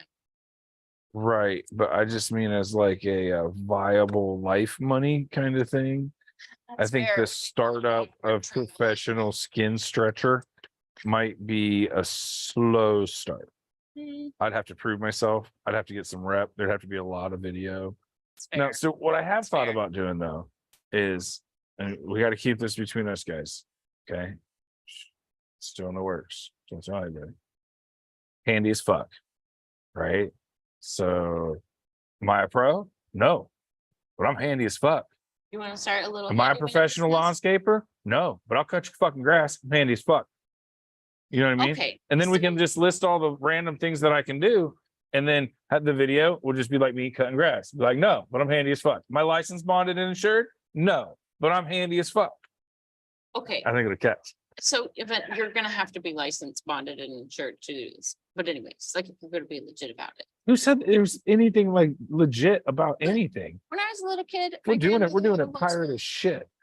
And, you know, she was my grandmother.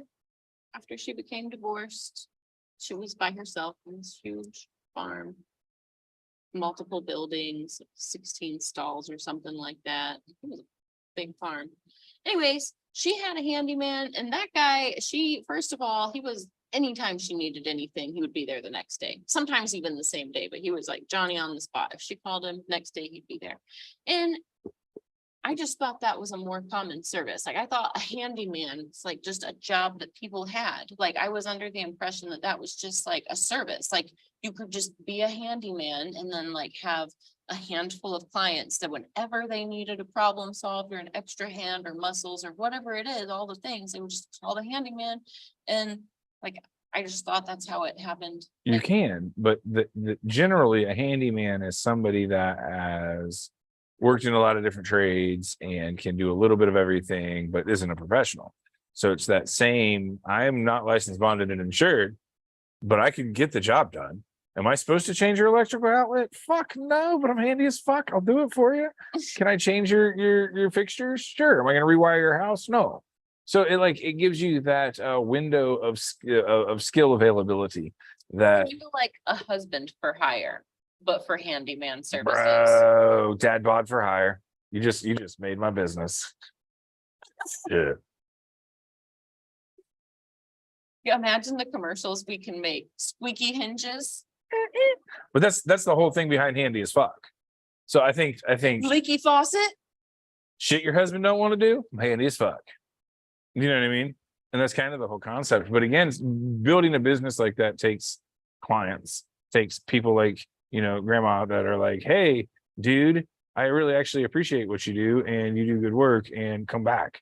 But in a saturated market, it's hard to find people that are willing to not, to go with the guy in a truck as opposed to the big service. So I just think I would have a fun time marketing it. I mean, I think we came up with half a marketing campaign right there. Dad bod for rent, handy as fuck. Like if you have like college hunks move junk or whatever they are. Handy as fuck, dad bod. Handy as fuck, husband for rent. No, because then people want gross stuff. Yeah, it's gotta be like punny but clean. Do you want to? Never mind. You want to do a Capone? I got We could components. do a Capone. I'm not gonna turn my Um, nose up. I could check this little guy away for later. But like, No I think problem. that's valid. But at the same time, like, to start that up and to stay in the wheelhouse of things you like to do. Am I a professional painter? No, but I'm pretty good at it.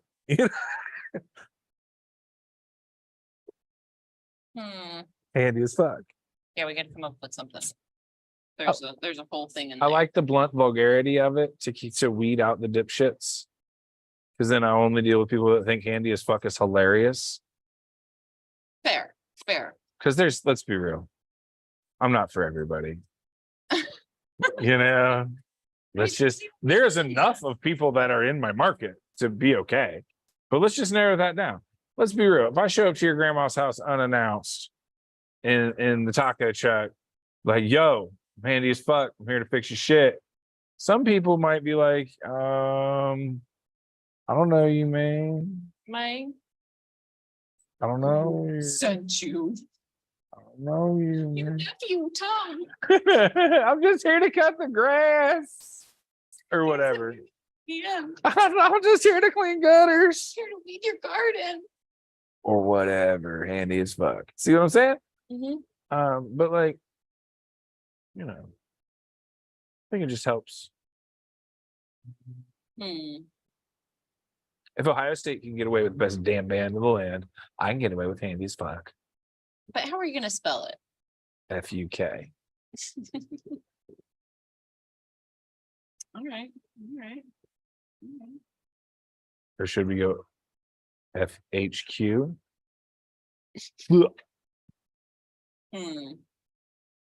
Regardless. Slow start, Just trying to I would need imagine some- the work truck you'd show up in. Taco.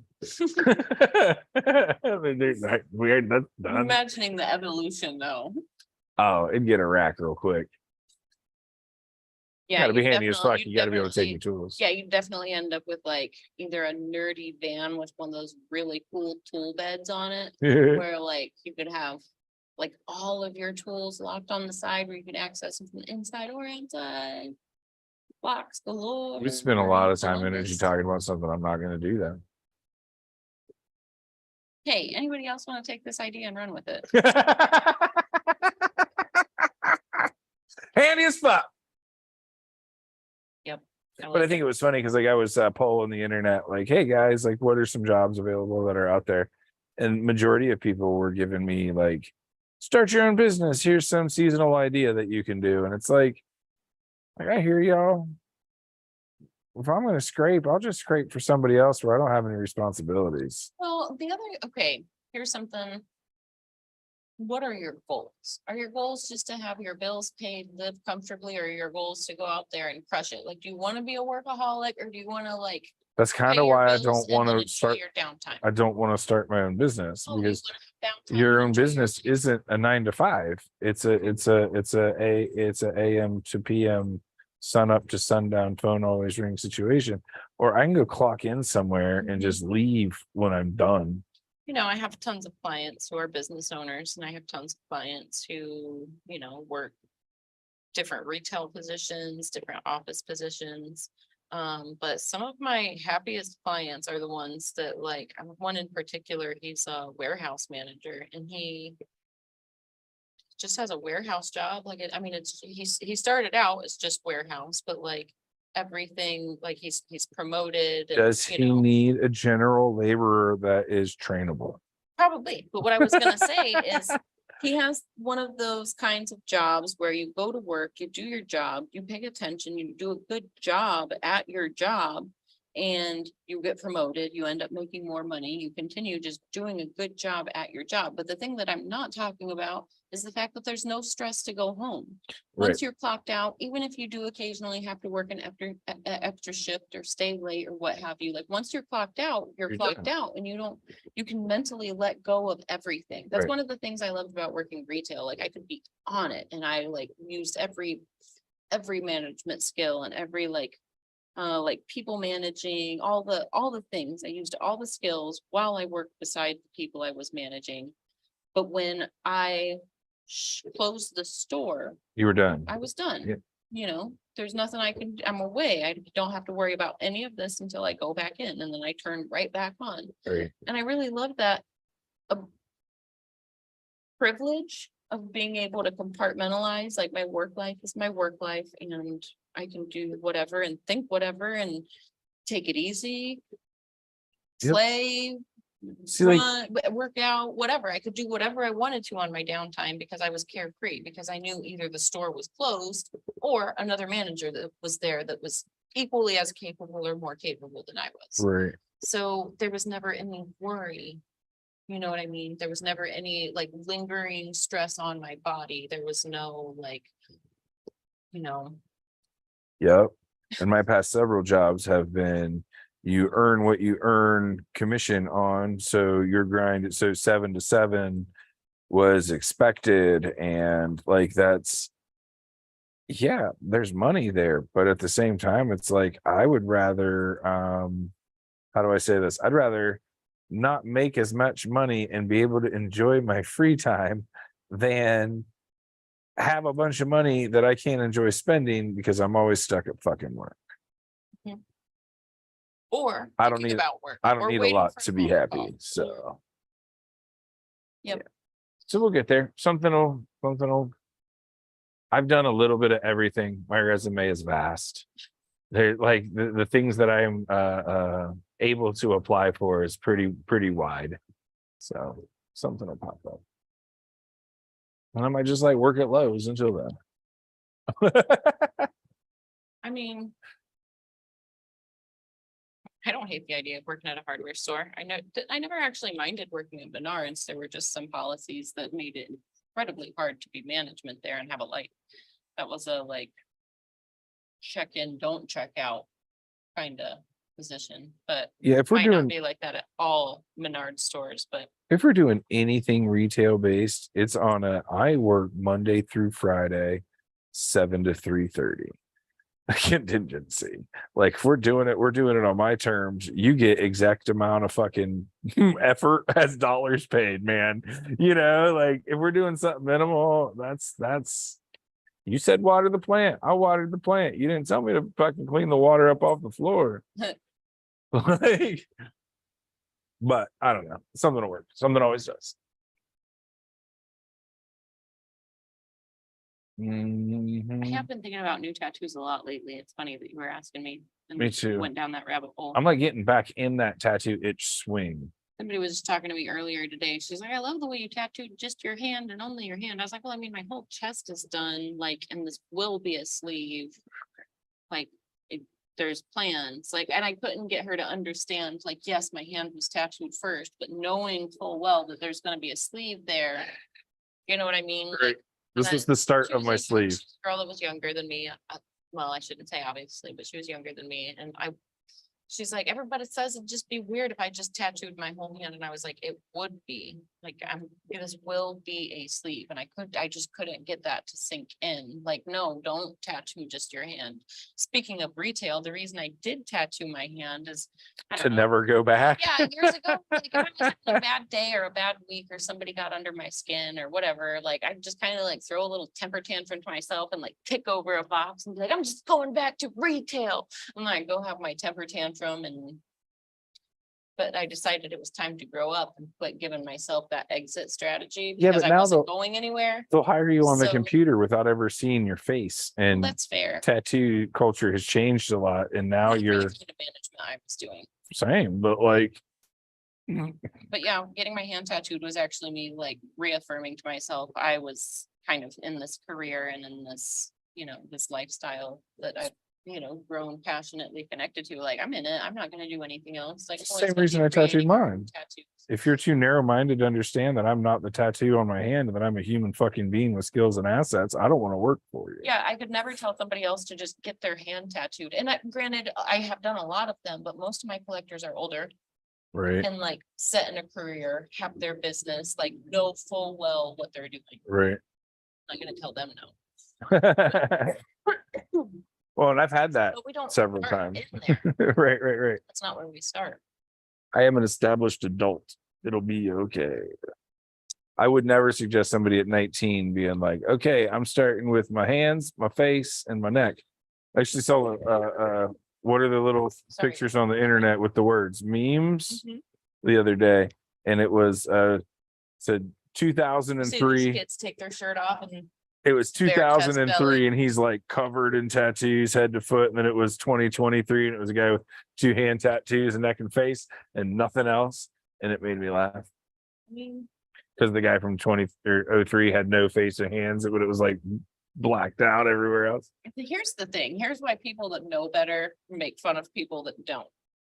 Because as you get older, you learn to save those like spaces for the very best work. You don't want to get that first before you like met good artists. And, like, Yep.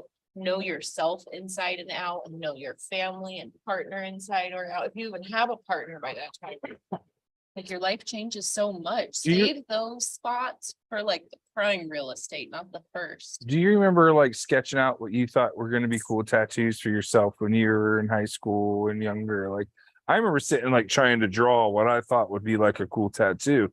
So I always knew I was going to get a couple, but I never thought I'd have this many. If I would have got half of the tattoos that I thought were The fucking Infinity S. super sweet, shit like that. I used to not tag, but write graffiti-esque. And I wanted to do this thing that was impulse for a long time. And I still like to draw it, but like it's just lettering. Mhm. And like if I would have got that as a tattoo, I would have fucking hated it now. Like it was a cool little thing to doodle, but like I'm glad somebody was like, no, bro, I'm not gonna put Yosemite Sam on your face. You know, Yeah. like no, I'm not Good exaggeration. I'm by not the gonna way. let you do that to yourself, bud. I see longevity in your game. Let's set you up right. I had a client one time that showed me a symbol that he wanted on his hand and he told me what it meant. And I'm like, Are you sure? that looks dangerously close to something else. He's like, yeah, but it's not that. And like, this is what I want. And I was like, okay, I've done all your work and I will do whatever you want, but I won't do this. And here's why. And I told him, when people see that just sticking out from your sleeve, they're going to assume it's this thing. And they're not gonna ask. They're Yep. gonna shut down and Yep. turn away from you Yep. just because it looks similar. They're Yep. not gonna say, oh, hey, that almost kind of looks offensive. Could you lift your sleeve up and maybe tell me the story? And by behind the it?" way, are you gonna be able And to he have was that like- conversation with every single person Yeah, that doesn't know what it that's is? when it dawned on him that, I mean, while we were having this conversation, I feel like I did get through to him because he was like, oh, I guess I didn't think that like I can't just tell people and other people don't know. I was like, There's I no don't know plaque what with this an means. explanation. I was like, I don't know what this means. So There's if no I plaque with an just saw explanation. this, I would think it was supposed to be that. Yep. And he was like, How do we know you just didn't get it done wrong because you didn't know anybody who knew no, that I ignorant? did tell him, I was like, if you want this somewhere else, like if this is that important to you, if you want it somewhere else, we can put it somewhere else. I am not gonna do it on your You're- hand because I don't want people to not give you a chance. Or people that don't And- understand. It's the same as the do you remember the Hell's Angels wings were popular there for a while? Oh, yeah. And people He would come ended up in- not getting the symbol at all. He Right. ended up, I was like, what's it mean? I was like, let's just do this. And he was like, oh, well, that's a good idea. Right. And same idea, different. People would come into BL all the time and be like, I want these wings. And we're like, no. They're like, "But these are sweet. And we're like, yep, Are you a member of the Hells Angels Motorcycle Club? No. Yeah, Am- I'm not gonna do that for you then. Like, and I definitely don't want to be in charge of that decision.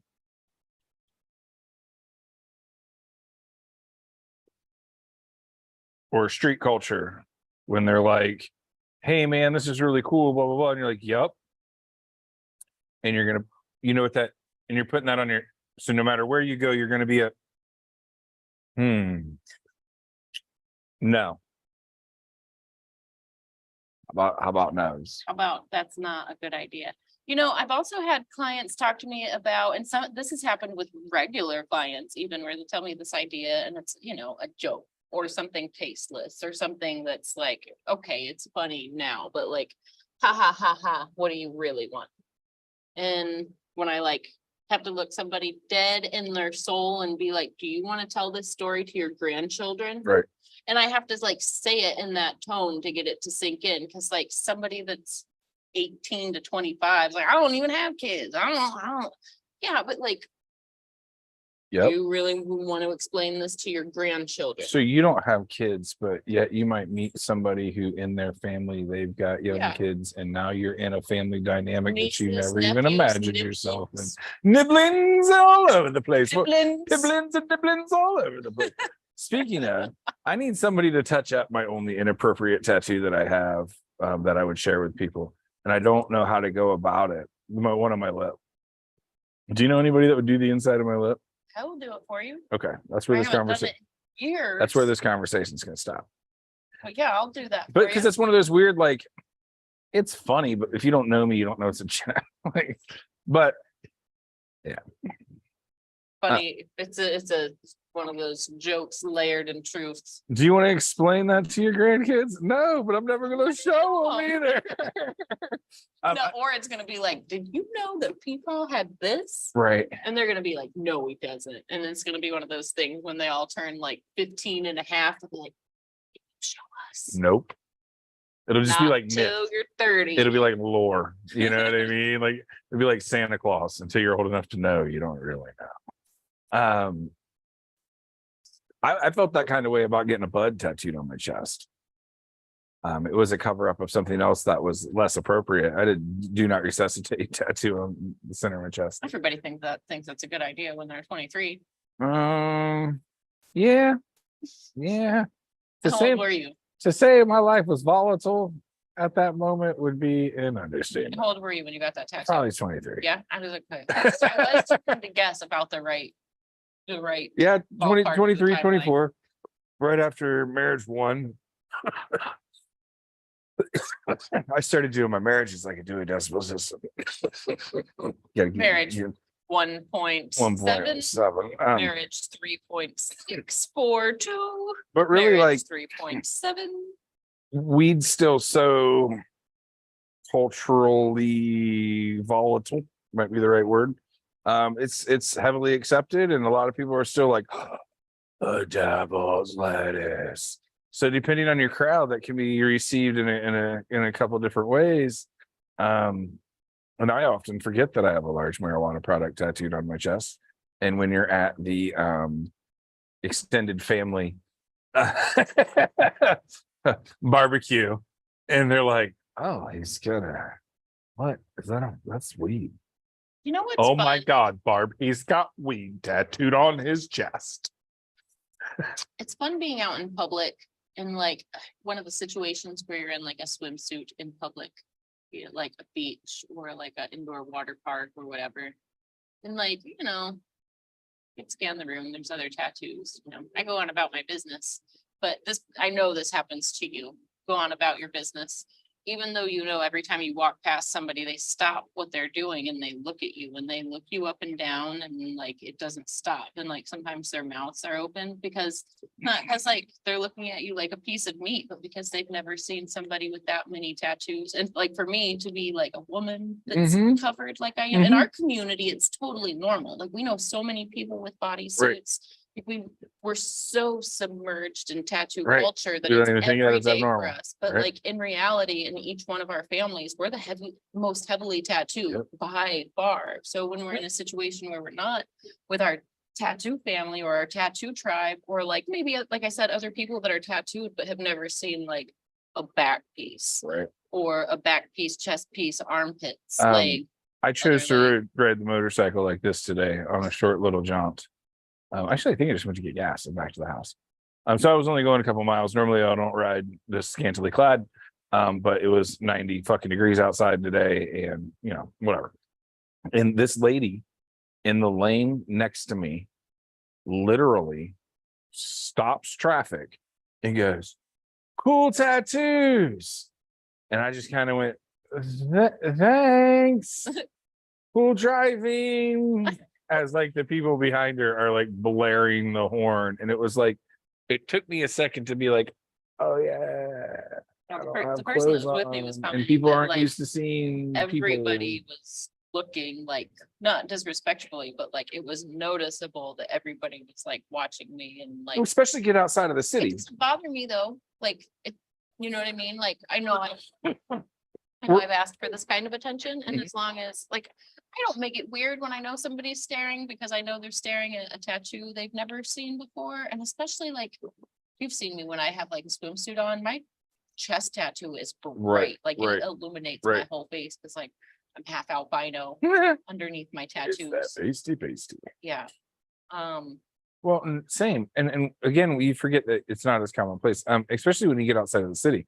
Like when I was in North Carolina, they were like, "Holy fuck," tattoos, because there's not the same saturation of heavily tattooed people as there are in Columbus, Ohio. Think about in Columbus how many heavily tattooed people there are in comparison to, say, Medina. Well, it's like, I love thinking about the time, and I've told this story on air before, and I kind of like telling it, so I'll tell it again, but it was on one of my trips out to Hill City, Phoenix, because I always drive out there, like it's kind of like the road trip I look forward to. I usually make a few day trip out of the drive. There's a campground I like to stop at, etc. Anyways, one of the early trips, I just had my sister with me. Trying to remember what car we were even in. It might have been in my Escape. I don't even remember. So we were in a normal vehicle regardless. I didn't have my van yet. But I pull into this random gas station in the middle of New Mexico, and it's like gas station, sheriff's department, and post office. A trifecta, if you will, okay? So you can imagine how rural we are in New Mexico. If Yeah, you will. like and I needed to get gas because it's me, because I'll look down and be like, "Oh, when is my gas light gone?" Fuck. So anyways, I pull in there. They've got the German Shepherd sitting there. And like the sheriff, he's sitting back on a tall stool, and he's already got his hand on his pistol Yep, comfortably, yep. just like, and like, What is this riffraff? I can tell the guy behind the counter and the sheriff, they're definitely both in their 60s, maybe older. I'm painting the scene for you. White hair, mustache, both of them. Okay. And they both just like look me up and down. And I like pause and I look both of them into their eyeballs. And I was like, "Hey guys, how are you?" And like just breaking that with a little bit of happiness, what I feel like was the best way to go. Cause like they instantly, like I could have been like defensive but in reality, they've probably seen people with tattoos. They probably haven't seen many people with very bright tattoos, because I'm in the desert. Right. Those colors don't hold. And I'm stinking albino in the desert. That just don't happen. Yeah, like all these things. We stay in the mountains. One of these things is not like the other. So that exchange for that brief moment was just, it was incredibly awkward, but it wasn't at the same time, because I knew they had just never seen anybody like me. Like it was the first time somebody like this had probably walked through that door. And for me to be like kind and happy to see them, and like just saying like, "Oh, your pump won't read my card," and he was like, "Oh, I just got to run it in here for you." Right. Anyway, like the exchange was wonderful. They were very kind, but like you could like they had just never seen Yep. anybody like me. So Yep. that was a moment where I could have been offended and acted rude and defensive, or I could have just been like, fine, like. How many "Hey, times have we said it's our job to be overly polite to set the correct example for people that have never come in interaction to not have that negative disposition against people with Like, tattoos? I felt so out of place. Those two men are probably still talking about me. Remember that one time we sat there and that one she showed up with a bunch of tattoos. And their dog loved me right away. There's this big overweight German Shepherd Oh. in the middle of the desert. Bo. You know, grew up with German Shepherds. Yeah, So they like like to eat. I just know how to be around them. I Right. know to just like look them in the eye, like be confident and just turn your hand. Don't reach for them. Wait for Right. them to approach They you. will and come tell to you. It's okay. My best tip with dogs is a lot of people like to walk up and lean over them, and I guess that's super intrusive. So I always go up with my side. That was the best advice I was ever given. Not like lean over, just kind of go up and offer them the situation, Mhm. and then when they advance, you can kind of. That's changed my interaction with doggies a bunch, but If I Dude. feel like a dog doesn't want me to interact, I just don't. I just don't. I just Yep, respect cool. their space and I keep my hands to myself. But like, if it's a dog that wants me to, like if it's a Right. dog that is excited to see me, I just like drop to my knees because it's like, all right, let's get this hug out of the way. So have you ever like been traveling? So I've had some weird layovers in some smaller spots and just gotten like, boy, where are you from? Type vibes, and you're just kind of Except like, if I get that a little yeah, out west, it's just the rural places. If I'm in a city, it's fine. There's enough tattooed people where even if I look out of place, it's okay. Like there's a higher concentration. right. And we're like 3.5 hours from nowhere. Yeah. Y'all ain't from around here. Here is you. Well, we're about to invade tiny town and up north state. Oh yeah, but we're And gonna there's gonna be- invade in droves. Yeah, there's gonna be fine. there's gonna be waves of us. That's not all tattoo family though. Oh, I know, but I'm It's just gonna saying be hippie family and tattoo family. we're coming pretty strong. Is all I'm saying. And we should go get tapas. That's all I'm saying. Throw that out there. That was that. But I enjoy being able to show up at a place with 14 heavily tattooed people and then changing their mind on what they thought their experience was going to be. You know, one of the things that I love is when I show up with like, I don't know if this is true for all tattooed friend groups, but our tattooed friend groups, very many of us smoke marijuana, but we got don't that stance like, loud we about it. never embarrass one another. You know what I mean? You know, That's how very in some true. friend groups, there's that one that has too much whiskey or way too much tequila. Yeah. Or mixes Jaeger with anything Yeah. and just like brings the vibe down in any negative way. 100%. That person in our group. That's because none of us are drinkers. Yeah, but none of us are like non-drinkers either. We'll have a You know what drink, I but mean? like what I mean by drinker is that's a lifestyle choice. You have a bar where everyone knows your name. That's a drinker. How do I say this? There are people that's how they like to relax. That is not how I like to relax. It's way too easy for me to overindulge, and I don't like being out of control. I can smoke a fat fucking pound of grass and eat a sandwich and change the entire situation. It's just an Can't- awesome like misconception that like, again, you know, we see it at hotels too that haven't necessarily hosted a tattoo convention Mhm. before where they're expecting the worst of the worst and We're all people super acting polite like and they make a shit ton of money. people throwing up in bushes and in Right. reality, like their staff has like record breaking tips and Mhm. everybody's ultra professional, ultra polite, like Because a lot of us the have worked cops in that aren't industry. called, like all the things that Brought like, our own cops because we're responsible. yeah, like all the things they expected to happen. They're like, oh, you guys are not scum and we would love to have the money that you helped us make again. And that is one of my favorite things about being able to represent the heavily tattooed community is making sure that when given the opportunity to not spoil our good name.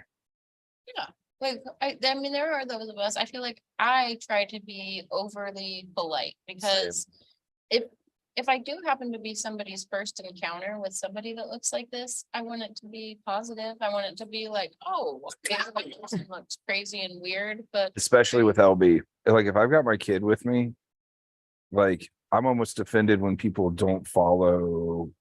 Like if my server isn't polite and I'm going out and want to say, yes, please, may I have, or we're going through the motions and you're like, all right, what can I get you? And it's like,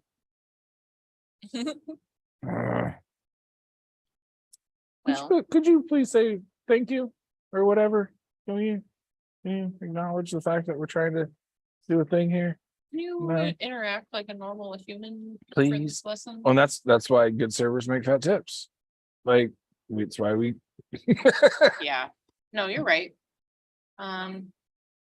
Just because of karma, I try to be reasonably generous when I tip, but But I like to set that double example. Like, hey, yep, I'm a heavily tattooed person. I am also a single dad. I'm also raising a daughter, and all the things we are doing, we're gonna do to the best of my ability and not professionally, but like you know what I mean, like properly. And it's I think it's a lost value. Is that the right word? lost values. Yeah, I don't know. I am incredibly thankful. Let me start over. I am incredibly thankful that my mom and grandmother, talking about my mom and being grateful for her again today. It's like her birthday's coming up or something. Give her a buzz. Anyways, had lunch with her today. There it is. But as an adult, I am incredibly thankful that they were such grammar Nazis with me and like punctuation police with me, because I don't know any other way to say it other than it's like the perfect social lubricant. Like you can come and go from like different social groups. And I hate to say this, but different like class groups. Absolutely. You can come and go like people of different education levels. It's by having like good if you grammar and being learn able the to default, speak. right? If you learn the default to polite and how to build a conversation. So if you say, I went to eat today, instead of I went to eat today and what I had was pancakes and sausage and the music there was great. We talked about the festival that we just went to that was in the country and we drove my new car and it was just a really good experience. So instead of just saying I went to breakfast, you listed your experience, which gave several areas for you then to have someone else say anything about any of those fucking points that you just made. And there's a way to structure polite conversation. When you default to polite and you reciprocate in a like you're supposed to, there's always a way to talk to somebody. Versus the thoughtful answer. Like, no, if somebody took the time to ask you how you're doing, tell them how you're doing. Right. You know? Well, and again, that's proper conversation and being polite. You're not, you pay attention to what they're actually asking and you give a reason for them to talk back. And you do it in a way that continues.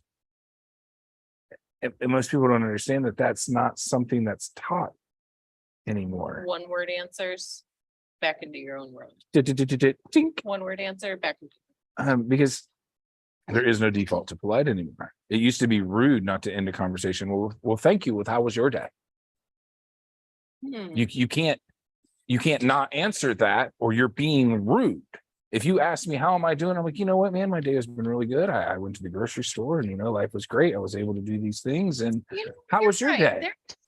Like there might be a client I haven't heard from in a while and they might message me or hit me up on Instagram or whatever. And a lot of times I'm like, oh, hey, it's great to hear from you. How have you been?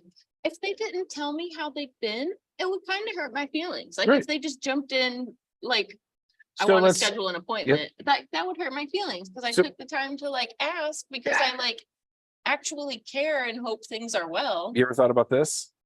You ever notice in a conversation and or a text message, generally the third thing you say is the reason for the conversation. So in a text, it's, hey, hope you're doing well. Today, I was just thinking about doing da-da-da-da-da-da-da.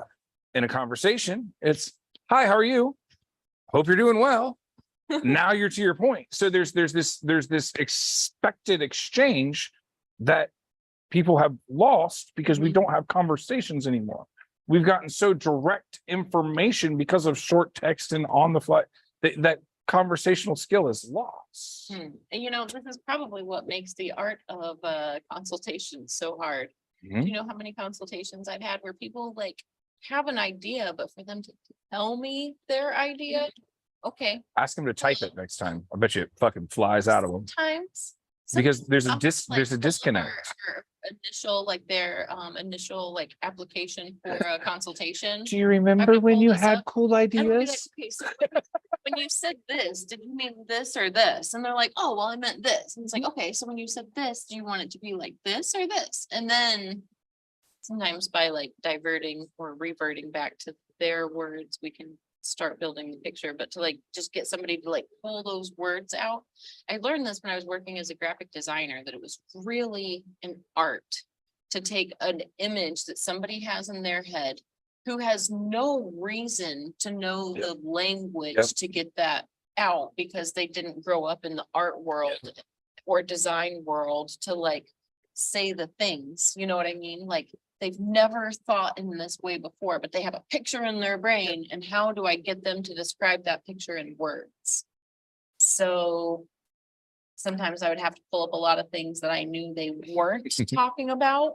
Like I We're would- checking this off the list. well, yeah, it would be like I would pull up as far opposite as I could imagine that they were talking about. And I'd be like something like this, and they'd be like, no. I'm like, okay, let's start with what you don't like then. So I learned that sometimes for some people, especially when it's like the kind of conversation that is out of their wheelhouse or one of those more awkward interactions, if you just start chipping away at like what they don't want.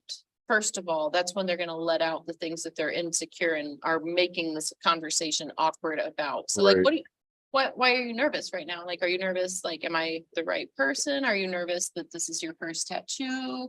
I got to get that out of them sometimes. And then once they start letting their guard down, then we can actually like just have a casual conversation. Because you have to go through that break the ice process where somebody's comfortable actually expressing themselves. Yep, and it's vulnerable to get tattooed, and that makes it really hard to communicate too, because like you're sweating weird, like you're getting into something that's gonna hurt, this is a big financial commitment, like But that all the nervous things. that nervousness in conversation comes from the disconnect from the keyboard instead of actually having to have a real conversation.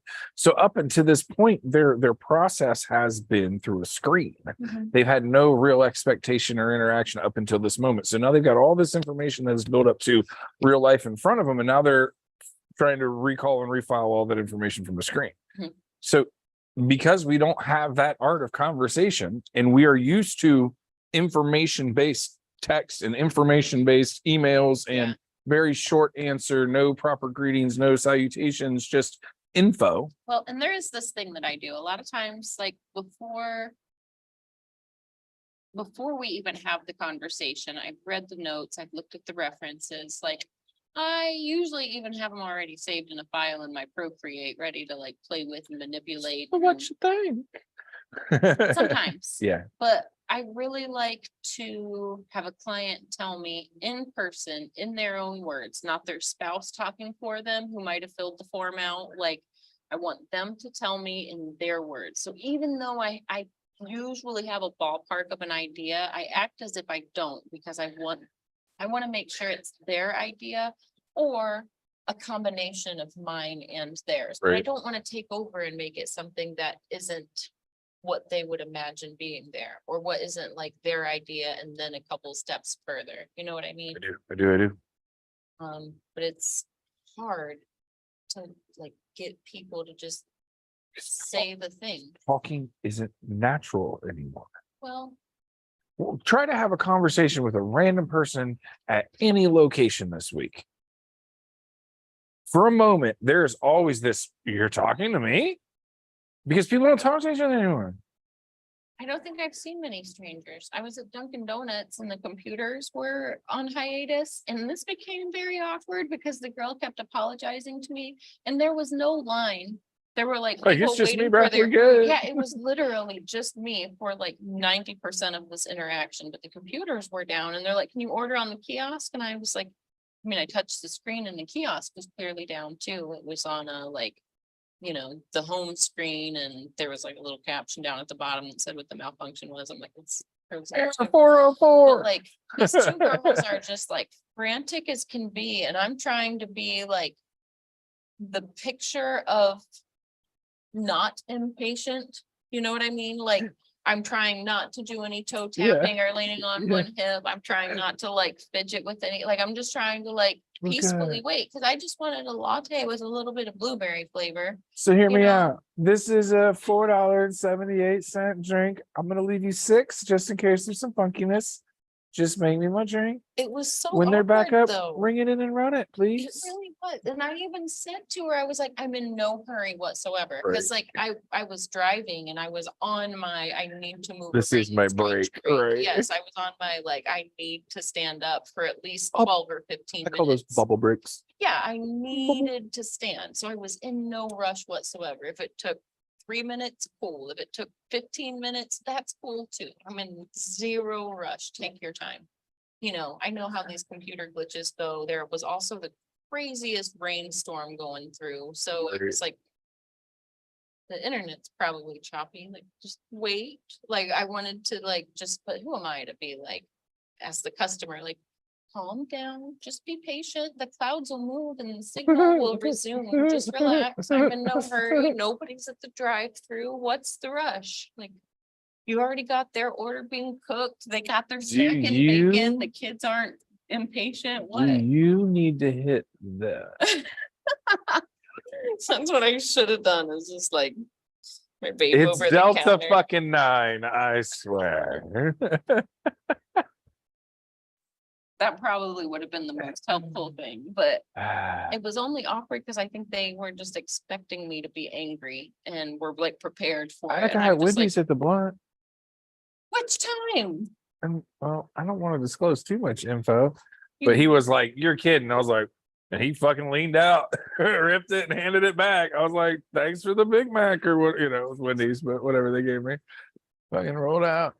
Right. He probably got fired that day, but live La Vida Loca, man. Well, In my Ute, I worked at a Taco Bell, and then the Taco Bell that I worked at was, what's the right word? Notorious notorious. for the consumption of marijuana as not just staff, but patrons. So your burritos were not stuffed with lettuce. They were very good burritos. That's all I'm saying. Lots of blue cheese. Lots of love, you know. So like we were ripped all the time, and people would come through the drive-through and literally be like, "Can we get a glass of water?" And then come back through the drive-through with freshies. Like, here you go. She rips out the window. But this was, you know, before every camera and every, you know what I mean? Like all the time. And the amount of things I think that we got away with is insane. Just insane. Well, they had bigger fish to fry back in those days. Oh, you know, there wasn't a camera every 13 steps either. It's true. We were still on flip phones. They just started coming out with cameras. You couldn't tell what anything was 10 feet away. Couldn't You do. remember the 1.3 megapixel? I do. Actually, I do. I do. So you might not believe this, but there was a time before the Palm Pre that I was a Samsung girl. They had this camera that was, it had like the highest megapixel at the time. It was probably like 9 point something, but it was phone, but it had like an amazing camera lens and a awesome brain and camera features. And then a few years later, I actually got a Samsung smart camera. So it's like a tablet, but it's got pretty awesome, easy to operate camera settings on it. So you can do a lot of cool things with it. Very easy adjusting, like easier than I could adjust any of these cameras.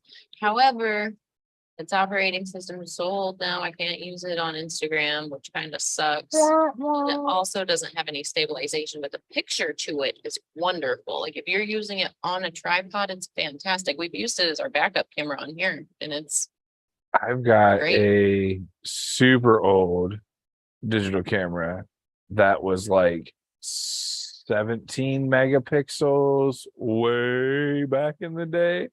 And Put like, a big boy memory card in that sucker, you could probably still, I mean, it might be a little heavier, it's but insane the photos that thing took. And it was old as shit, like the same time frame that you're talking about. And it was like, I feel like we really slowed that technology. the sensors are getting a lot better and a lot more clear. So what was like 17 megapixels then, we can accomplish in 12 now because the sensors are That makes getting more sense. better and better. So they are coming a long way. I floated through all kind, like I did HTCs, I did Windows based phones, I did Palms, I did Googles, and eventually what it came down to is everything I liked kept getting bought out and not made anymore. So it just was like, fine, I will get an Apple phone and I will just become robot to the system. I don't know. I didn't have, what were the Voyagers? Mhm, mhm. Samsung Voyagers or was already something like active that. with that too. Little key- The HTCs had the keyboards too. They flipped up. Yep, did all the things. Maddie's showing us a wonderful looking joint that she didn't know she could roll. Do you want to show it off? Bring it on camera. You want to show it off? Show the peeps. Nice. It's gorgeous. Wonderful. Sexy. Vanna whited it. That's a dated reference now. That's a vintage show. Did I hear that Ryan Seacrest is gonna be hosting Wheel of Fortune? Are you asking me these questions? I don't know. You know, I daydream a lot of things and I'm only half paying attention most of the time. I don't keep up with anything. I'm the last person you want to. The only reason I know Ryan Seacrest is because of his hair. But like, I copied his dude once. But like, I'm not celebrity. I don't follow. I don't show current. I haven't watched live TV in fucking forever. I don't. I've always been a fan of Kelly Ripa. If it wasn't for Ryan Seacrest being her co-host for the last couple of years, I don't think I would have any opinion towards him one way or the other. But I think she's funny. I like waking up to her. I like waking up to her. Like her observational humor, like some of the things, the rabbit holes they get on. And I think that's the only reason I like the show is because like, where is she gonna drag us today? Back when it was Regis and Kelly, they talk about Regis babysitting her kids and then share the footage from it. And like, yes, we know it's all staged and set up, but all at the same time, his reactions and stuff weren't. Like, they were so over the top. And I just feel like ever since then, I've just been hooked on the way that she tells stories and just kind of like gets the day started off with the weird random facts. And, you know, it's just a delightfully light morning show. Well, I'm not gonna say that I'm gonna probably start immediately consuming that information. But I used to listen to the same radio show every morning for years and years. You get comfortable with that. You know, like, you- thing to you- wake up to. Yeah, you get in the groove of like when I was driving all the time, you would listen to the morning show and follow into the next DJ, and like it Start knowing their skit songs and you regular guests. it's hard not to be involved. And then other people listen and they're like, they don't get it. And you're like, oh, like, no. You find yourself explaining a radio show to, yeah. It's the same. You can get caught up in the side story, if you will. Yeah, I don't know. I just like that light humor in the background. Some mornings I just have it on. I'll listen to the first few minutes and then I like put music on and just kind of leave it in the background and go about my business. Like I'm not gonna say like my day's ruined if I don't watch it, but Right. Tends to be a good starting point. yeah, Like like you TiVo it, like you got today's episode, even if you wake up late. no, Oh if I wake up late, I no. sit outside and drink coffee with my Okay. animals. Is TiVo still a thing? You know. Where you record a show to watch later? You know, I pay for YouTube TV and I think that's one of the fancy features with it, but I do not use it. Huh. There's nothing I'm like, I watch like habitually enough too. I mean, there's some things on like on Showtime that I'm ashamed to admit that I became addicted to, like Yellow Jackets. So like, of course, as soon as a new season of that comes out, I've already Name drop. binge watched it like that Thursday night Name at drop. midnight. That's okay. I just recently signed up to a subscription-based viewing system to enjoy one program because I am a sucker to marketing. But here we are. Here we are. It's crazy how many things I'm subscribed to, like when I stop and think about it. I was doing good. I had it down to 2 there for a while. One thing leads Nope, to nope, another. nope. They offer you a little teaser to let you get 3 episodes deep, and you're like, "Fuck, what happened?" No. Of course, you can have $10 a month until I know the end of the story. The end of the 16 seasons. Right, it's not gonna end.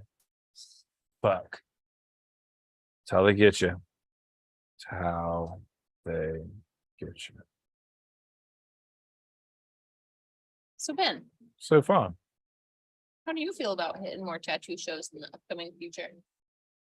Just kind of depends on the job situation or Depending something, on or more into- availability, I would love to do that. Currently, most of the things I'm looking at, I'm more 9 to 5 weekends, because generally I'll be on the weekends as well.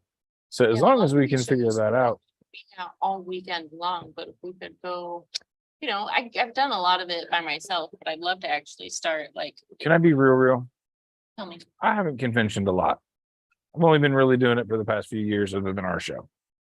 And I'm already to the point where I'm like, one day's enough. Yeah.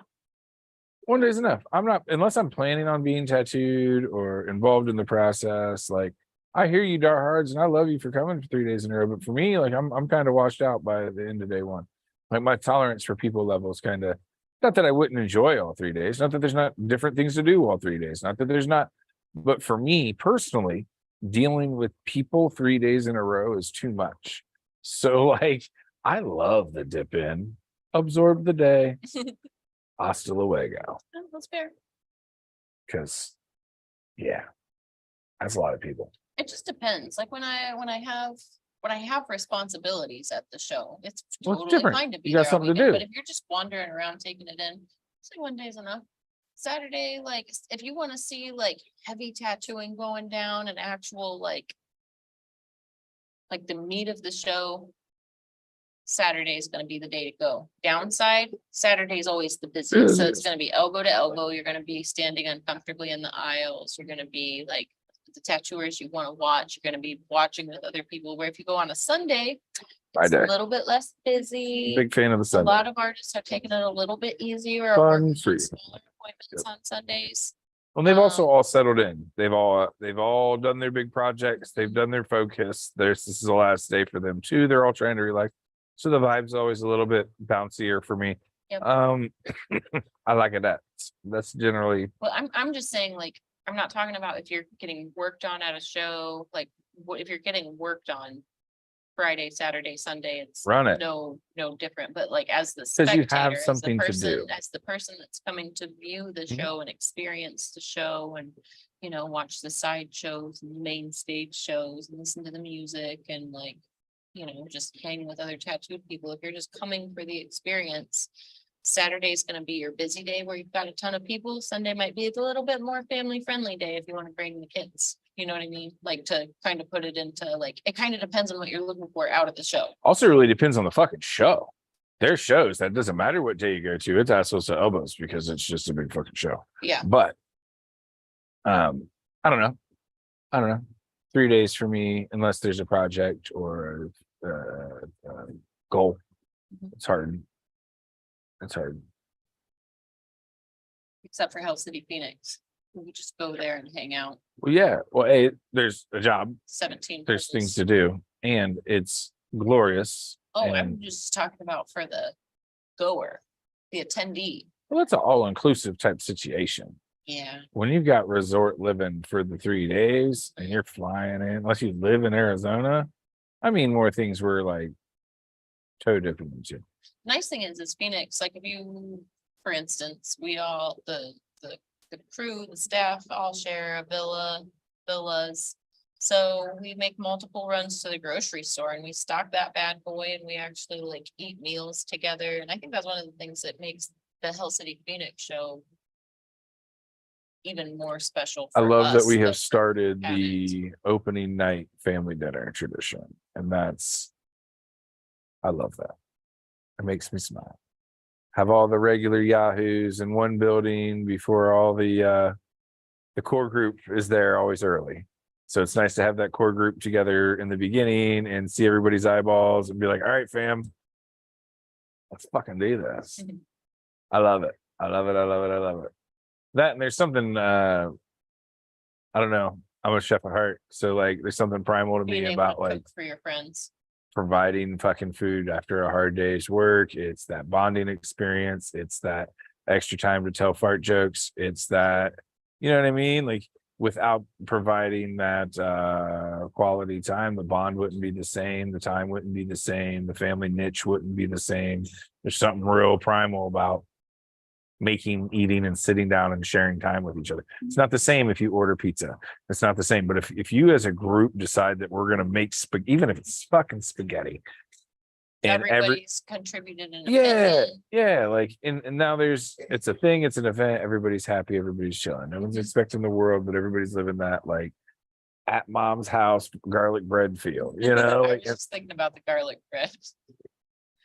I walked in last year and there's just like a bowl of just heaped with garlic bread. I was like, oh, Ben's already not messing around. we went through it. Yeah. Bread aplenty. No, but like that's important to me, and that's why that show's kind of, because it's definitely a lot more of the family vibe at Yeah. that one, because it's smaller. It's a lot more niche. Everybody talks about Columbus being the reunion show, and like I feel that, but it's on a way bigger scale. Phoenix is a lot more intimate. There's a lot more downtime. Since us as a staff are on property, we don't go home after the show. So we all hang out at the pool. We all hang out at so it is a lot more of a family vibe. Jess is off camera staring daggers Creepers. through me. Creepers eyes. I felt them. I felt them. And that's why that stuff's kind of cool. That's why even just being on the traveling team or going to all the shows and traveling and building that bond with people, it's that you see somebody at a show, it's a different level. You see somebody behind a booth traveling, it's the same as seeing the heavily tattooed guy out in public. You've got that instant respect. You've got that instant like camaraderie, like, oh, your stand fell over. You know, like you get it. You get to give that word of encouragement to the other collector. It's cool to be like in that situation where everybody's in their swimsuits the whole time too, because like you can literally See other people's jump through the tattoos. pool and walk your way to the ballroom and be dry by the time you get there, or mostly dry by the time you get there. And like it's like It's summer people look at vacation. you because like they might recognize your work, or but it's not the same as when somebody's never seen this before. Like this is commonplace with this crew of people, and we can just walk past one another without ignoring the like second take. Like, it's a good time. yeah, then the conversation isn't just cool tats, bro. It's like, ah, nice. Who did this, man? Right. Where's he at? Right. And you can like jump into the nerdy art conversation about the art that you nerdily collected. Let's take this step a whole back. We talk about conventions being the backbone. It's because you have an audience and a conversation piece built into that. Without that, let's get together and nerd out on our common interests. It loses, like, you know why people go to church every Sunday? You got to keep pumping, got to keep faith alive. It's the same. If you take yourself out of the environment and you take yourself out of the, if you never show up to the tattoo studio, you're not going to be looking at tattoos on your Instagram page. You stop going to the conventions, you're going to stop talking to artists. You're going to pull yourself out of the loop. You're not going to have that need for personal interaction. You're going to pull out of all your ideas because it's not going to be on the forefront of your brain. Staying plugged in. If you're a serious collector and your job is to amass tattoos, there are people who soak are it the done fuck in. collecting, but they still hit conventions. And you know, I wish I knew his name. I've seen him at a few villain art shows, but he's got this Japanese bodysuit that looks like it was completed in like probably the mid-90s, if I had to guess. But like, it's good. Like you can Right. tell it's from the 90s Right. by the way things were done. But it's Goatee. good. It's held up well. Dude with the white goatee. skinny guy with a goatee. Yeah, I know. Yeah.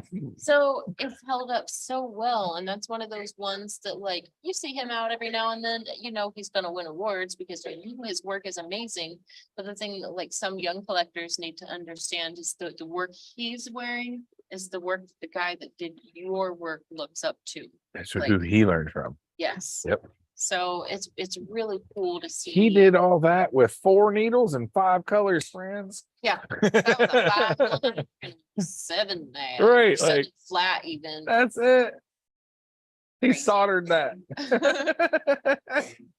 That's appreciating the auto work to me has always held its place, because when you can really look back and see that early 90s work that's really still bold and true, it holds, and you're just like, Yep. I see you, guitar string.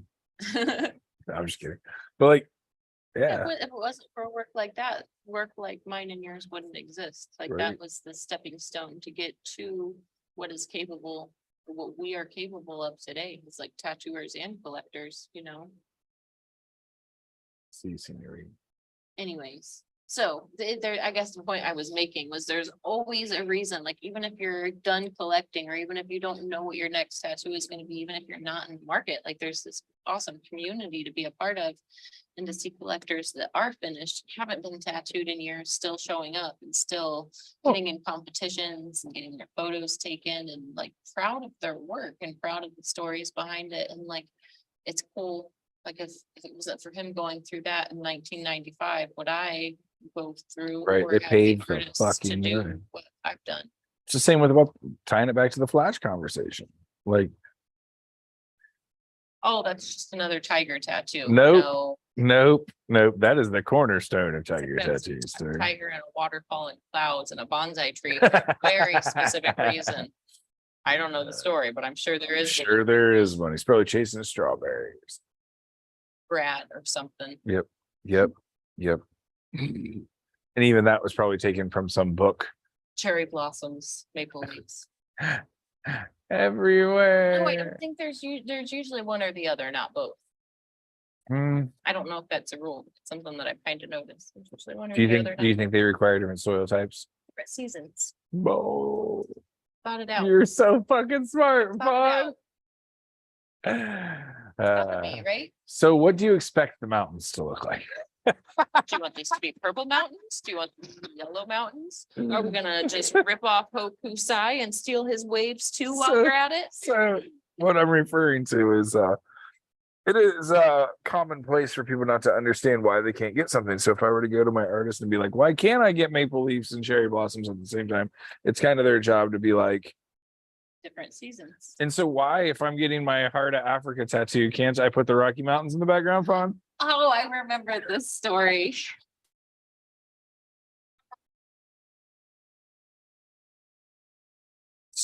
Oh, man. Oh, bless his heart. So my client, he's actually very educated, but he's a numbers guy. So I don't want to in any way make him sound like he's unintelligent. He's a very intelligent client, but a very numbers intelligent. And he was showing me the pictures that he wanted, and I'm like building this landscape out of a few different pictures on my iPad, and I'm like superimposing pictures and drawing, and I'm like pulling like different scenes from the African plains into this, because there was a representative, you know, his very specific African heritage. Like we were working with scenery from a specific desert even. So like the limitations of the style of mountains Yeah. were very like specific to like a mountain chain. Regional. So anyways, he kept saying, no, I don't want the mountains to look like that. And he kept showing me what he had in mind. I was like, okay, so these are the American Rockies. And he was like, yeah. I was like, those are American, not African. Like we should use this American mountain Rock- chain. And I showed him what they look like. And he's like, but I like these more. I was like, I can do that for you, but if you want this to look like an authentic landscape from this spot, we need to use We are this mountain. going Like we the can either do wrong this side of way. the mountain chain, or we could do this side of the mountain chain, but like this is what they look like. And it was a very specific, like you could tell, like, you know, where the, like the plate cracks and like, Right. it's a plane that comes up and is flat and then drops off. And so it had a specific look, and there was a volcano in the region. Like, why wouldn't you want to do the volcano? Like a little in the distant, like, Fun, So- like, let me shoot so lava. it's like, okay, let's have a quick geography and geology lesson. Mind you, very educated client, like intimidatingly intelligent, but with numbers. So when I finally explained that this mountain is made out of a certain kind of rock and it's shaped like this and has snow on it because of where it is, It then has these snow on it. mountains are shaped this way because the, like I just explained to you, the Minus plates the cracked snow, there on 'cause a previous Africa. volcanic eruption. And Yep. he was like, oh, so you're saying I have to use the desert mountains for the desert scene? Like when it clicked and he put it into those words, I was like, Yeah. and we're like 3 hours deep into a consultation and we had everything worked out, but he was so hung up on, he wanted like the gray mountains with snow caps. And You I know was what you like, should have done? "Great, Immediately book the yeah, Rocky Mountain right sleepover. on the equator. Like there's not snow there ever." I would have sold his other arm to him right then. Okay, so on the other arm, we'll do a Rocky Mountains theme, and we'll go ahead and get that in the books for next time if you leave a deposit when you leave here today. He did But- finally understand. And like, we did circle right back to what I had laid out in the first 5 minutes, once he realized, like, he thought I wasn't hearing him, though. Like, he Aw. thought I wasn't Understanding, his right, idea. right. I had to, like, every way I could think of, I had to be like, I hear you. I understand that this is what you want, but it's incorrect. And he, like, when I finally like started being that direct, it Right. finally started to like sink in. And then when I broke it down, like, okay, geography and geology, here we Here go. we go. Like, I've never been to Africa, but I want to make this look as if I had. The photos that I have seen are not conducive to your idea. No, I hear you. The funny thing is, it was the mountains that he got hung up on. The trees, he totally accepted, where he was like, at first he showed me like a Joshua tree looking tree. And I was like, that's not what's really on the African plains. And I show him like the Lion King looking trees that like come up in our flat because they are broader and, you know, all the things. And he was like, oh yeah, those look better anyways. Those look like they fit. I was like, cool. Okay, so we're gonna go ahead and do these mountains that are actually like in this photo in the background. And he was like, no.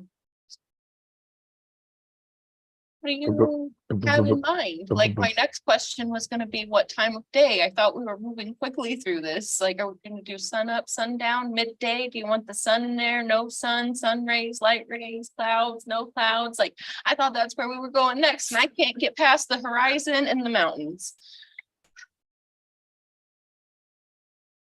Yep, this is why I can't art for a living. This is why I can't art for a living. Because I would have been like, this is your tattoo, yes or no?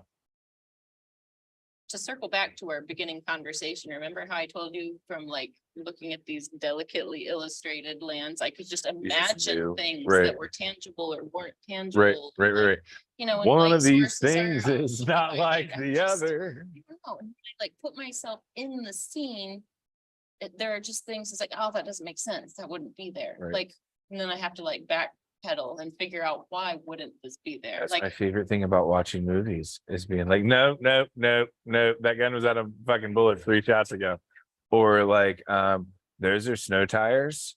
He couldn't do that. and you wouldn't want somebody to like accidentally have the wrong thing. And I mean, don't get me wrong, I'm sure I've missed things and I've done things wrong because I didn't know better and my client didn't know better. But when I know better, when it's standing out to me like a red flag, it's gonna stand out to somebody else when you show Well, this off. That yeah. It's not like authentic. And I mean, like, But imagine showing it off to somebody that actually like took a Lived there? safari through that same exact plane. And they're like, oh, yes, this is such and such mountain. are you blending 2 trips? I mean, I'd be down with that. That's okay. Yeah. I don't know, man. Do your homework, bruh. Right. I don't get that. I don't get that. Yeah, it's just such a silly story to think about. Can't believe, I'm glad you reminded me of it because I had forgotten. It makes me chuckle. I It's definitely not the like, first time I've heard it. I was so frustrated and he was frustrated because I was frustrated. And like I keep saying, he was well educated. You know, like I was not talking to a stupid person. Right. I was talking to somebody who like they're intelligent to the point that I respect their intelligence, but it was just like, how can I say this in a way that it's not Yep. going to be over your head? Sometimes you gotta explain shit to me 3 times until I'm like, oh, you want, yeah, okay, yeah, we can connect the dots. But like, if you got an idea in your head and don't understand, you know what I mean? Like conceptually what's going on, that can be kind of hard. Because in your brain, this is what you've already worked up, regardless if it's right, wrong, or indifferent. Nobody likes being told they're wrong. But at the same time, like, that's why you're coming to an artist that specializes in landscapes. So you don't end up with the Rockies in the back of your fucking Heart of Africa type. Like I can make changes to the landscape. I can combine references. I can do things like that. But like we can take one sunset from another scene, but I'm going to take the time to make sure that this sunset is going to line up with the light source and our other references. Right. Or I'm going to know how to adjust my light source, like use my reference as my outline and then put my light source Is where it that belongs. is that called like light theory or art theory, or is that art just being able to art? I think that's just being able to art, right? Light only works the way light works. Some people just don't get it. Like one of my pet peeves Mhm. is when I see people put light rays in a piece and they don't understand where the light rays should be coming from or going to. And you'll see them And like. their face is lit up on the wrong side. Yeah, like if you don't understand light rays, don't use them yet. That's like, it's that really tricky element to make believable. Just worry about like, where would that light ray be hitting? Okay, put a highlight there. Well, that day. Where would that light ray not be hitting? Put a shadow there. You know, you've already drawn everything out. Anyways, I could get I carried can't away with art, just so I light don't. theory. I Just- just nod and like smile we at you though. we could put color aside and just talk about light, how light travels. Okay. So you want to know something crazy about my back piece?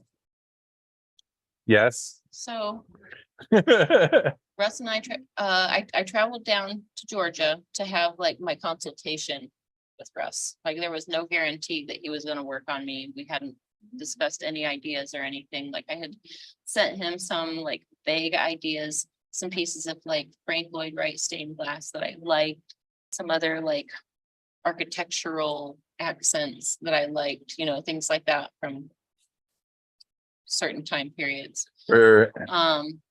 References. Yeah, but there were probably like maybe 15 references that were just like different things that Frank Lloyd writes, but all things that I like.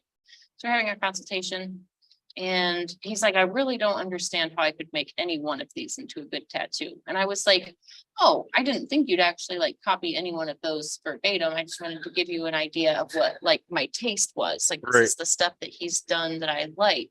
You know, this is the time period because he went through like different themes and like, you know, the prairie homes are different than the Midwest homes, are different than the northern homes, are Right. different than the Pennsylvania homes, because they're all built to match their settings. You know what I mean? And he pulled all kinds of influence from surrounding areas.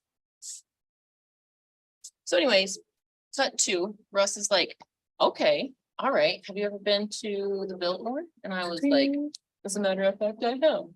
So he was like, all right, I have an idea. I'm gonna message you later. So I'm shortening this conversation a lot. This is the Reader's Digest version.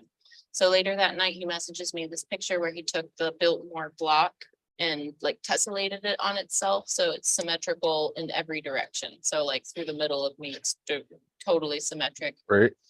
And I'm like, I love it. Yes, I love the colors that he chose. It had basically all the things that I had described in words, but didn't necessarily have a specific picture for yet. Like, you know, I wanted him to have some freedom and I love what he came up with. So I collected this tattoo. This tattoo is almost finished. I don't think it was finished yet, and Ben and I take a tour at the Biltmore after I make these two little ladies cry in the gift shop by showing them my tatty. VIP service after And that. they explained that the Biltmore block was special to Frank Lloyd Wright, and this is why he had such a hard time selling the design for the Biltmore. But the Biltmore block is designed, I gotta think of the right way to say this because I'm super baked. It's designed off of all of the angles that represent the like mathematic equation for the refraction of light. Said it So right. all of the different angles on my back are the only ways and angles that light can travel and reflect off of. And, you know, So you have a gradient of light example for every area that light could be on your back. yes, but I didn't know that at the time. How perfect. Thanks, universe. Thanks, universe. Yeah, like just like coming back full circle. To We gotta, like how that's why you simple trust. geometry can be. Like in earlier conversation was just like light has specific rules. It can only work certain ways. And you know what a nerd I am for Frank Lloyd Wright. So for him to like obsess over those specific Right, angles to build right. this thing that could then be made into all of these other things. Like if you tessellate this shape just right, you can turn it into a phoenix, which you'll see around the Biltmore in a Yep. few places. But it's just one of those, like, there's something that like tapped into all of us that made this thing happen. You know, we all had to be a fan of that light and that geometry that Yep. allowed this cool shape to even exist. Well, you had to trust the person, the expert in the field that you chose to lead you down the path. Yeah, that's- but in that's doing so there- hard for there was some people. that cool blessing of like the accidental, you know. But I don't believe Russ knew that that was the significance of the Biltmore block at the time. Right. Or we probably would have discussed it, but you know, the way that I do nerd out about light, how light travels, how light moves, how light, you know. I don't know. I get obsessed with how light bounces off of clouds and how the colors shift and, you know, for that to be something that I obsess over. And that was unknowingly the center of like the biggest. Almost most, like the body tattoo altering shows you. tattoo. It is. That's kind of where I was leading to. It beat me to it, but it's, you know, in the surrender video from Jeff Gogway, he said it was like he was uncovering a tattoo that was meant to be there the whole time. And That's cool. yeah, I think that's a cool way to look at it. And that's a cool thing when it happens like that with our tattoos. Like we can plan every little thing about it, or we can let go a little bit and it'll be more perfect than we could have imagined to begin with. Right. And those are like the little blessings from the universe that like, you know, in my case, it connects me to Russ, it connects both of us to Frank Lloyd Wright, it connects all of us to the aliens that gave us the ideas. Like subconsciously, like nobody sat down and got out a protractor or anything, but we like all creatively communed Right. based off of this block that somebody we both admire I love it. designed. I So love it. pretty cool little segue. But we've been talking for a while. What do you think, Ben? What do you think, Fawn? 8:30? What? We've been just gabbing We tonight. have good gabbing. I knew we would. It's been a while since we have. We hung out the other night and we just like talk until we put on, I think you should leave. It shows a lot. Told you it was It was just a over lot. the edge on Yeah. everything. Yep. It was just, yep. But they're only 16-minute episodes. So small It's doses easy to is bail out. perfect. It's easy to bail out. Yeah. That's very true. You get your little dose, move on. Yeah, it's been nice to just teddy talk.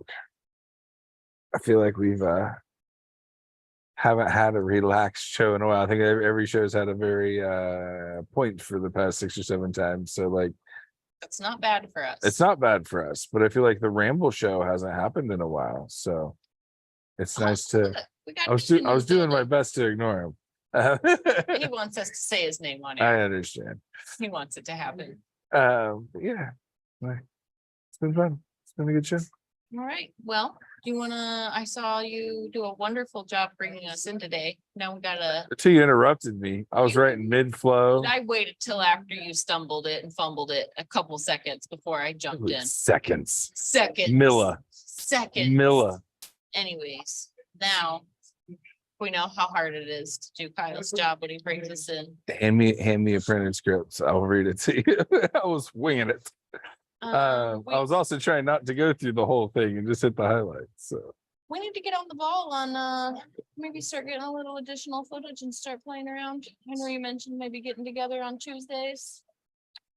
the world's your oyster right now. Let's do it. Okay, well, Big things coming. Tattoo Collection 101. All right. We got like. that's nice. Thanks, Leah. All right, guys. Well, tune in next week. I'm not 100% sure what our show topic's gonna be, but next week I will have a calendar for us. Teddy And Blast and when Living we sign Last. up, we will start talking about what our upcoming topics are gonna be.